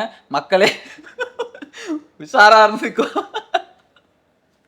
திருட வேணாம் தும்பர் தொயின்வாங்களா, அது ஏதோ சொல்லுவாங்க, ஒரு பழமொழி இருக்கு. அண்ணன் கேட்கிறாரு, கொடுக்குறவங்க கொடுப்பாங்க, கொடுக்காதவங்க இல்லை, அவ்வளோதான். அதில் நமக்கு வந்து இது கிடையாது. உங்க விருப்பம். கேள்விகள் இருக்கும்ல, உங்களுக்கு எதுக்கு அவ்வளோ பெரிய வீடு இருக்குது? நீங்க எதை தெரில, அவரு தான் சொன்ன மாதிரி ஒரு ஞாபகம், ஒரு ஜீன்ஸ் பேண்ட் தயாரிக்கிறதுக்கு வந்து எத்தனை லிட்டர் தண்ணி தேவைப்படுமா அப்படின்னு கேட்டார். நீங்க என்ன பேண்ட் போட்டுட்டு வரீங்க? நீங்க என்ன கதர் சட்டை தான் போட்டுட்டு வரீங்களா? நெசவு செஞ்ச சட்டை தான் போட்டுட்டு வரீங்களா? தமிழ் தேசியம் நீங்க இவ்வளோ பேசிட்டு இருக்கீங்களே, வளர்ச்சின்றிய, சோறுன்றிய, மண்ணுன்றிய, நீருன்றிய, நீ அதுக்காக என்ன பண்ணிட்டு இருக்க? உன் வீட்டுல என்ன குடிநீர் குடிச்சுக்கிட்டு இருக்க? இது எல்லா கேள்வியும் எனக்கு இருக்குதுல்ல. கேள்விகளாகவே இருக்கும், பதில் மட்டும் வராது. அதுக்காக அண்ணன் ஒரு அதிபரை வந்து நீங்க கார்ல கேட்கலாமா? அதிபர் நான் மாட்டு வண்டியில வருவாரு, வர வேண்டியதானே? வர முடியாது. சாலைகளில் வந்து போக்குவரத்து நாங்கள் வந்து ஒழிக்க வேண்டும், மாட்டு வண்டியில் செல்லுவோம், இயற்கையான ஒரு இதை மட்டும் மொத்தமா மாத்த. நீங்க நடந்து வாழ்ந்துவீங்க, ஏன் துணி போட்டிருக்க கோமணம் கட்டுன்னுவீங்க, ஏன் இங்க இந்த ஊர்ல இருக்க, நீ அப்படியே கிளம்பி வேற ஏதாவது கிராமத்துக்கு போன்னுவீங்க, அங்க போய் ஆடு மாடு வச்சுட்டு அங்கேயே சந்தோஷமா இருக்க வேண்டியதானேன்னுவீங்க. அடுத்து ஏன் உன் பிள்ளைங்க வந்து சிபிஎஸ்சி ஸ்கூல்ல படிக்குது, கவர்மெண்ட் ஸ்கூல்ல படிக்க வைக்க வேண்டியதானே, ஏன் இங்கிலீஷ்ல படிக்குது, தமிழ் மட்டும் படிக்க வைக்க வேண்டியது? அண்ணன் எவ்வளவு நாள் விவசாயம் பார்த்துட்டு இருக்காரு? அவர் பல வருஷமா பாத்துக்கிட்டு இருக்காரு. என்ன விவசாயம்? என்ன அறுவடை? அது 2016ல நடந்துகிட்டு இருக்கு அந்த அறுவடை. இது வேற அறுவடையால இருக்கு. அதோட எண்டு இப்ப 2026 வரைக்கும் தொடர்ந்துகிட்டு இருக்கு. எண்டு தான், அவ்வளவுதான். இப்ப வரைக்கும் தொடர்ந்துகிட்டு இருக்கு. அண்ணனுடைய முயற்சி தொடர்ந்துகிட்டே இருக்கும், நீங்க கவலையே படாதீங்க. அதாவது வருவாங்க போவாங்க. இப்ப மக்கள் நீதி மையம் வரும், பேசும், டிவி தூக்கி ரிமோட்டை தூக்கி போட்டு உடைக்கும், இங்க இருந்து கிளம்பி அங்க அங்கேயே போயிடும். எங்க டிவி ரிமோட் வாங்கினோமோ அங்கேயே போயிடும். போயிடும். அதே மாதிரி ஒவ்வொருத்தரும் வருவாங்க. இந்த தேமுதிக வரும், கேப்டன் வரைக்கும் சுயமரியாதையோட இருக்கும். அதுக்கப்புறம் ஒரு ராஜ்யசபாவுக்காக கொண்டு போயிட்டு ஏற்கனவே அங்க கொள்கையோட இருக்காங்க பாருங்க, அவங்க கூட சேர்ந்து அவங்களுக்கு எடுத்து விடுற வேலையை பார்க்கும். ஆனால் அண்ணன் ஒருபோதும் அந்த வேலையை செய்ய மாட்டேன். எவன் கூடயும் வரமாட்டேன், நான் தனியா தான் நிப்பேன், காசு வாங்கிக்கிறேன், அவ்வளவுதான், முடிஞ்சு போச்சு. இதுக்கு மேல அதுல வந்து விளக்கம் சொல்றதுக்கு எதுவும் கிடையாது. அப்ப கேட்ட கேள்வி, என் மனசுல இருந்த கேள்வி, அண்ணன் இதுதான் பண்ணிட்டு இருக்காரா அப்படின்றது திறநிதி கொடுக்குறவங்க யோசிச்சு கணக்கு மட்டும் கேட்கணுங்க. அப்பலேருந்தே நான் சொல்றது அதுதான். நீங்க கொடுக்கறதுக்கு கணக்கு கேட்டீங்கன்னா, அண்ணன் சரியான கணக்கு சொல்லிட்டாரு அப்படின்னா நீங்க எவ்வளவு நாளும் கொடுங்க. காந்தி கணக்குல என்னைக்கு கணக்கு சொல்லியிருக்காங்க? இது ஒரு மாநாடு போட்டாங்களே, பல கோடிகள் ஏதோ டார்கெட் வச்சு போட்டாங்க, எவ்வளவு கலெக்ட் ஆச்சுன்னாங்க. என்ன செலவு கணக்கு சொல்லியிருக்காங்களா? நான் பார்த்தது இல்ல. ஒருவேளை சாட்டை துரைமுருகன் ஏதோ ஒரு வீடியோ சொல்லியிருக்காங்க, 20 லட்சம் பேர் வந்தாங்கன்னு தான் சொன்னாங்க. அது ஓகேங்க, கணக்கு இவ்வளவு செலவு வந்திருக்கு பண்ணிருக்கோம்னு சொல்லியிருக்காங்களா? ஆனா அப்படி இருக்கக்கூடாது. ஆனா விஜய் ஒரு மாநாடு போட்டால் யாரு செலவு பண்ணான்றத சொல்லணும். அதவா செங்கோட்டையனா, புசி அண்ணந்தா, இல்ல விஜயவா, விஜய் அவருடைய சம்பளத்துல இருந்து எடுத்து கொடுத்தாரா, இல்ல சேவிங்ஸ்ல இருந்து எடுத்து கொடுத்தாரா, இல்ல ஏதாவது சொத்தை வித்து கொடுத்தாரா, இல்ல மாமனார் வீட்டுல இருந்து வாங்கி கொடுத்தாரா, இல்ல ஃப்ரெண்ட்ஸ்ல இருந்து கடன் வாங்கி கொடுத்தாரான்னு இந்த விளக்கெல்லாம் டிவிக்கே சொல்லணும். டிவிக்கே. ஆனா என்டிகேல இருந்து ஒரு அமௌண்ட் மக்கள் தராங்க இல்லையா, திரள்நிதி, இதுக்கு எந்த கணக்கும் யாரும் சொல்ல மாட்டாங்க. மக்களா பார்த்து கொடுக்கறதுங்க, அதுக்கு எதுக்கு நீங்க கணல் கேக்குறீங்க? அப்ப என்ன இது மட்டும் வந்து கேக்குறீங்க? அவன் கட்சிக்குள்ள ஏதோ காசு கனெக்ட் பண்ணி பண்றான். நீங்க கேட்கல, டிவிகேல இருந்து நீங்க கேட்கல, என்கிட்ட கேக்குறீங்களே. நீங்க வந்து உங்க செலவு நீங்க கேக்குறீங்க, நீங்க கேட்காம நீங்க அரசியல் பண்ணலங்க. டிவிகேல இருந்து பச்சை பச்சையா கேட்டுட்டு தான் இருக்காங்க. அதெல்லாம் தொடச்சு போட்டு தான் நாங்க அடுத்த கடத்துக்கு போயிட்டு இருக்கோம். இந்த செங்கலை தூக்கி வைப்பார்ல, சோத்துல எவ்வளவு பெரிய கல்லு வருதியா அப்படின்ற மாதிரிதான். அவங்க அதான் இந்த பக்கம் ஒன்று நடந்தா மட்டும்தான் கேள்விகள், மற்ற எந்த பக்கத்துல எது நடந்தாலும் கேள்விகள் கிடையாது. பாத்தீங்களா, நம்ம சப்ஜெக்ட் என்னவோ இங்க இப்ப பேசக்கூடிய விஷயத்தை தாண்டி இதுலதான் நம்மளுடைய கான்சென்ட்ரேஷனை பண்ணி வச்சிருக்காங்களே தவிர இஷ்யூஸ்க்கு இருக்கக்கூடிய முக்கியத்துவம்ன்றது இல்லை. இதுதான் இந்த அரசியல் கட்சிகளுடைய பலம். நீ இததான் பேசணும்ன்றத நம்மளையே அறியாம நமக்குள்ளார பூந்து அதை பேச வைக்கிறது தான் அவங்களுடைய பலம். அதுதான் சொல்ற மாதிரி தான். கட்சி என்ன நடக்குது எதுனா அது கட்சியோட பிரச்சனை. இங்க இஷ்யூஸ் என்ன நடக்குது இங்க என்ன? ஆனா இப்ப என்னன்னா இதுக்கப்புறம் இந்த இஷ்யூஸ்ன்றது கொஞ்சம் கம்மியா தான் இருக்கும். இந்த மாதிரியான குற்றங்கள், ஆமா எலெக்ஷன்றதுனால இந்த குற்றங்கள் இந்த மாதிரியான விஷயங்கள்லாம் இருக்காது. இவங்களுடைய கட்சி என்ன பேசுறாங்க என்ன வைக்கிறாங்கன்றதான் அடுத்த ஒரு மாசத்துக்கு நம்மளுடைய வேலையாவும் இருக்குன்றதுதான் உண்மை. நெக்ஸ்ட் திமுக நல்ல கட்சி, ஆளுங்கட்சி. ஆமா, நல்ல கட்சி தான். நீ யார் எதிரின்றது எனக்கு வந்து ஐஜியை தெரியும் அப்படின்னு நீ சொல்ல முடியுமா? யார் இந்த இவங்க சொன்னவங்க, காஞ்சனா வாரியர் சொன்னவங்க தான். இல்லை, அவர் வந்து ஒரு விளக்கம் கொடுத்தாங்க, எக்ஸ்ட்ராடினரியான ஒரு விளக்கம். தாவேக்காவோட பிரதான எதிரின்னு சொல்றது திமுக தான், நீங்க எப்படி நேரா திமுகவுக்கு போய் சேர்ந்தீங்க அப்படின்னு கேட்டதுக்கு, ஏங்க எனக்கு ஐஜி தெரியும்னு எல்லாரும் தான் சொல்லுவாங்க, எனக்கு வந்து திமுக தான் எதிரின்னு எல்லாரும் சொல்லுவாங்க, அதுக்கு எல்லாமே திமுக எதிரி சொல்ல முடியுங்களா? திமுக நேரா போய் சேரலங்க, திமுக சேரணும்னு கேட்டேன் அப்படின்ட்டானுங்க. அப்புறம் என்ன பண்றதுன்னு தெரியல. இங்க இருந்து தாவேக்காக்கு போனேன், ஆஹா ஓஹோ அப்படின்னாங்க. பாத்தீங்களா வந்துட்டாரு பாத்தீங்களான்னு நம்ம வாரியர்ஸும் பிடிச்சி எல்லாம் பண்ணாங்க. சந்தோஷமா இருந்துச்சு. 2-3 மாசம் கழிச்சு போனேன், ஹைகோட கொடுத்து என்னை சேர்த்துக்கிட்டாங்க கம்பெனில. சீட்டு கொடுக்க போறாங்களா என்ன? ஏதோ தேர்தலில் வந்து பாக்குறேன் அப்படின்னாங்க. என்ன சீட்டு கன்ஃபார்ம். அப்படியா? ஆமா, ஓரமா அங்க சீட்டு போட்டு உட்காருன்னு சொல்லுவாங்க. அறிவாலயத்துல அதுவும் இங்கேயும் அதே தான் நடந்துச்சு, அங்கேயும் அதே தான் நடக்கும். இப்ப அங்க போனோம்னா இவங்க பெரிய அங்க போய் குத்த வச்சவங்களுக்கே ஒண்ணும் இல்லன்னு உட்கார்ந்து இல்ல. இவங்க அதிமுக இருந்து போயிருந்தா இவங்களுக்கு சீட்டு கிடைச்சிருக்குங்க. டிவிகே இருந்து போனதுனால தான் ஒன்லி போட்டோ. ஓகே.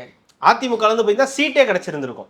அது வந்து மிஸ் பண்ணிட்டாங்க. இவங்க அதிமுகவுக்கு போயிட்டு அங்க போயிருந்திருக்கணும், தப்பு பண்ணிட்டாங்க. நெக்ஸ்ட் டைம் அந்த மாதிரி பண்ணும்போது நீங்க மறுபடியும் திமுகவுக்கு சேரணும்னா அதிமுகவுக்கு போயிடுங்க. அங்க போயிட்டு ஒரு வருஷம் வேலை செஞ்சுட்டு அதுக்கப்புறம் அங்க போங்க. சொல்லிருங்க, தெளிவா சொல்லுங்க. திமுகல போய் சீட்டு வாங்கணும் அப்படின்னு நினைச்சீங்கன்னா தயவு செஞ்சு யாரும் தாவேக்காக்கு வராம, உங்களுக்கு ஸ்டாலின் அவர்களுடையோ உதயநிதி ஸ்டாலின் அவர்களுடையோ போட்டோ எடுக்கணும் அப்படின்னு நீங்க நினைச்சீங்கன்னா டிவிக்கேல ஒரு மாசம் 2 மாசம் பயணம் பண்ணுங்க. இல்ல எங்களுக்கு வந்து சீட்டு வேணும், எம்எல்ஏ சீட்டு அந்த மாதிரி வேணும் அப்படின்னா அதிமுகல கொஞ்ச நாள் பயணம் பண்ணுங்க.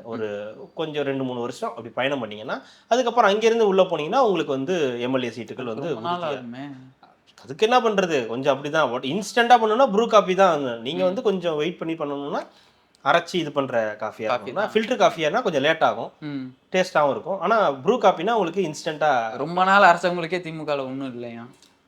அதுதாங்க சொல்றேன், திமுகலே இருக்கிறவங்களுக்கு மரியாதை கிடையாது. திமுகல போஸ்டர் ஒட்டி வேலை பார்த்து கொம்பு நட்டு வாழைத்தாரை பிரிச்சுட்டு போகாம வேலையை பார்த்து ஆப்பிள திருடிட்டு போகாம வேலையை பார்த்து தலைவர் வரும்போது பேனர் அடிச்சு ஃப்ளெக்ஸ் அடிச்சு அவங்களுக்காக பார்த்து பார்த்து எல்லாத்தையும் செஞ்சு ஒவ்வொரு வேலையும் செய்யறாங்கல்ல, அவங்களுக்கு மரியாதை கிடையாது. அவங்களுக்கு அங்க மதிப்பும் கிடையாது, மரியாதையும் கிடையாது, சீட்டும் கிடையாது. ஆனா இந்த மாதிரி அதிமுகலேருந்து பயணம் பண்ணிட்டு போறாங்க இல்லையா, ஓபிஎஸ் மாதிரியான நபர்கள், வைத்திலிங்கம் மாதிரியான நபர்கள், மைத்ரேயன் மாதிரியான ஆட்கள், அன்வர் ராஜா மாதிரியான ஆட்கள் நேரடியாக போகும்போது அவங்களுக்கு அங்கே சீட்டு வழங்கப்படுது.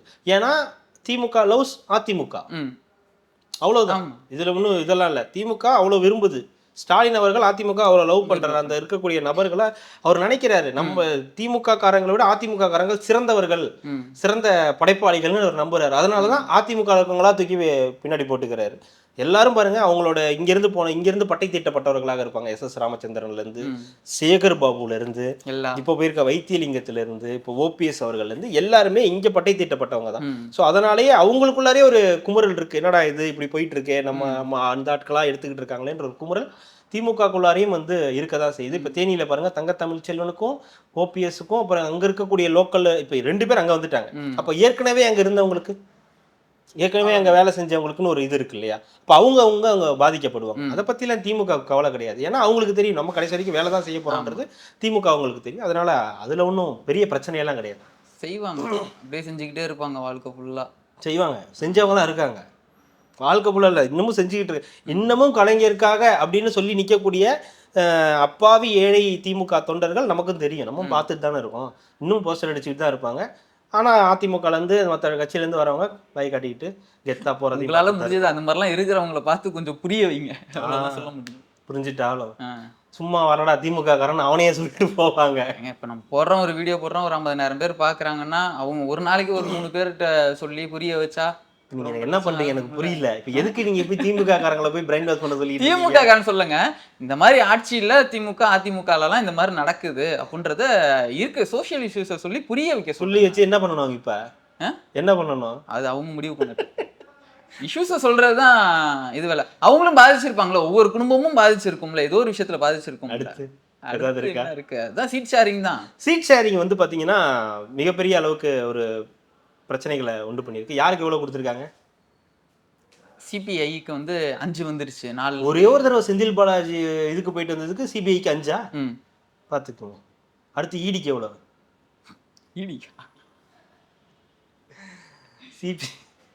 சிபிஐக்கு 5, ஈடிக்கு அப்புறம் சிபிசிஐடிக்கு சிபிஐஎம்மா சிபிஐக்கு வந்து பார்த்தீங்கன்னா 5 கொடுத்துருக்காங்க. ஆக்சுவலாக லாஸ்ட் டைம் 6 வாங்கினாங்க, இப்போ 5 தான் வந்து கொடுத்துருக்காங்க. என்னன்னு கேட்டால் பிஜேபி வேற இல்லை எல்லா புதிய கட்சியெல்லாம் உள்ள வந்திருக்கு, கொஞ்சம் குறைச்சிக்குங்க அப்படின்றது. சரி, அதனால என்ன, நமக்கு தேவை என்ன, பிஜேபி உள்ள வந்துடக்கூடாது, அந்த கொள்கையில் நம்ம வந்து உறுதியாக இருக்கும். அப்புறம் வழக்கம் போல தான் நீங்கள் 6 கொடுத்தாலும் 2 தான் ஜெயிக்கிறீங்க, உங்களுக்கு எதுக்கு அப்படின்னு அவமானப்படுத்திருக்காங்க. இல்லைங்க 2021 தாங்க அப்படி ஆச்சு, அதுவும் நீங்கள் வந்து அப்படி கொடுத்துட்டீங்க, எங்களுக்கு தகுந்த இடத்துல கொடுத்துட்டீங்கன்னா நாங்கள் இங்கே எங்களோட பின்னாடி வரலாறுலாம் எடுத்து பாருங்க, 2009 2011 எடுத்து பாருங்க, அது அதிமுக கூடலாம் இருந்து நாங்கள் 10க்கு 8 ஜெயிச்சிருக்கோம், 9 ஜெயிச்சிருக்கோம், நீங்கள் எங்களை அவமானப்படுத்துகிற மாதிரி பண்ணுறீங்க, நாங்கள் அதெல்லாம் அவமானம்லாம் படுத்துருங்க, நாங்கள் உண்மையை தான் சொல்கிறோம் மாதிரி எதுவும் சொன்னாங்க. அடுத்து மார்க்சிஸ்ட் கம்யூனிஸ்ட் வந்து இன்னும் முறுக்கல்ல தான் இருக்காங்க, 6 இருக்காங்க. உங்களுக்காக நாங்கள் எவ்வளோ அவமானப்பட்டிருக்கோம் தெரியுமா, துக்கப்பட்டு துயரப்பட்டு காஞ்சிப்பட்டுன்னு என்னவோ பேசி பார்த்துருக்காங்க, நீங்கள் எவ்வளோ பட்டாலும் எங்களால் ஒன்றும் பண்ண முடியாது, அதனால் உங்களுக்கு சேம் இதுதான் 6 தான் அப்படின்னு. அதுவும் 5 தான், புதிய கட்சிகள்லாம் வந்துருக்கு பாருங்க, உங்களை மாதிரி தானே அவங்களும், அவங்க 5 வாங்கிட்டு போகிறாங்க, நீங்கள் எவ்வளோ முரண்டு பிடிக்கிறீங்கன்றாங்க.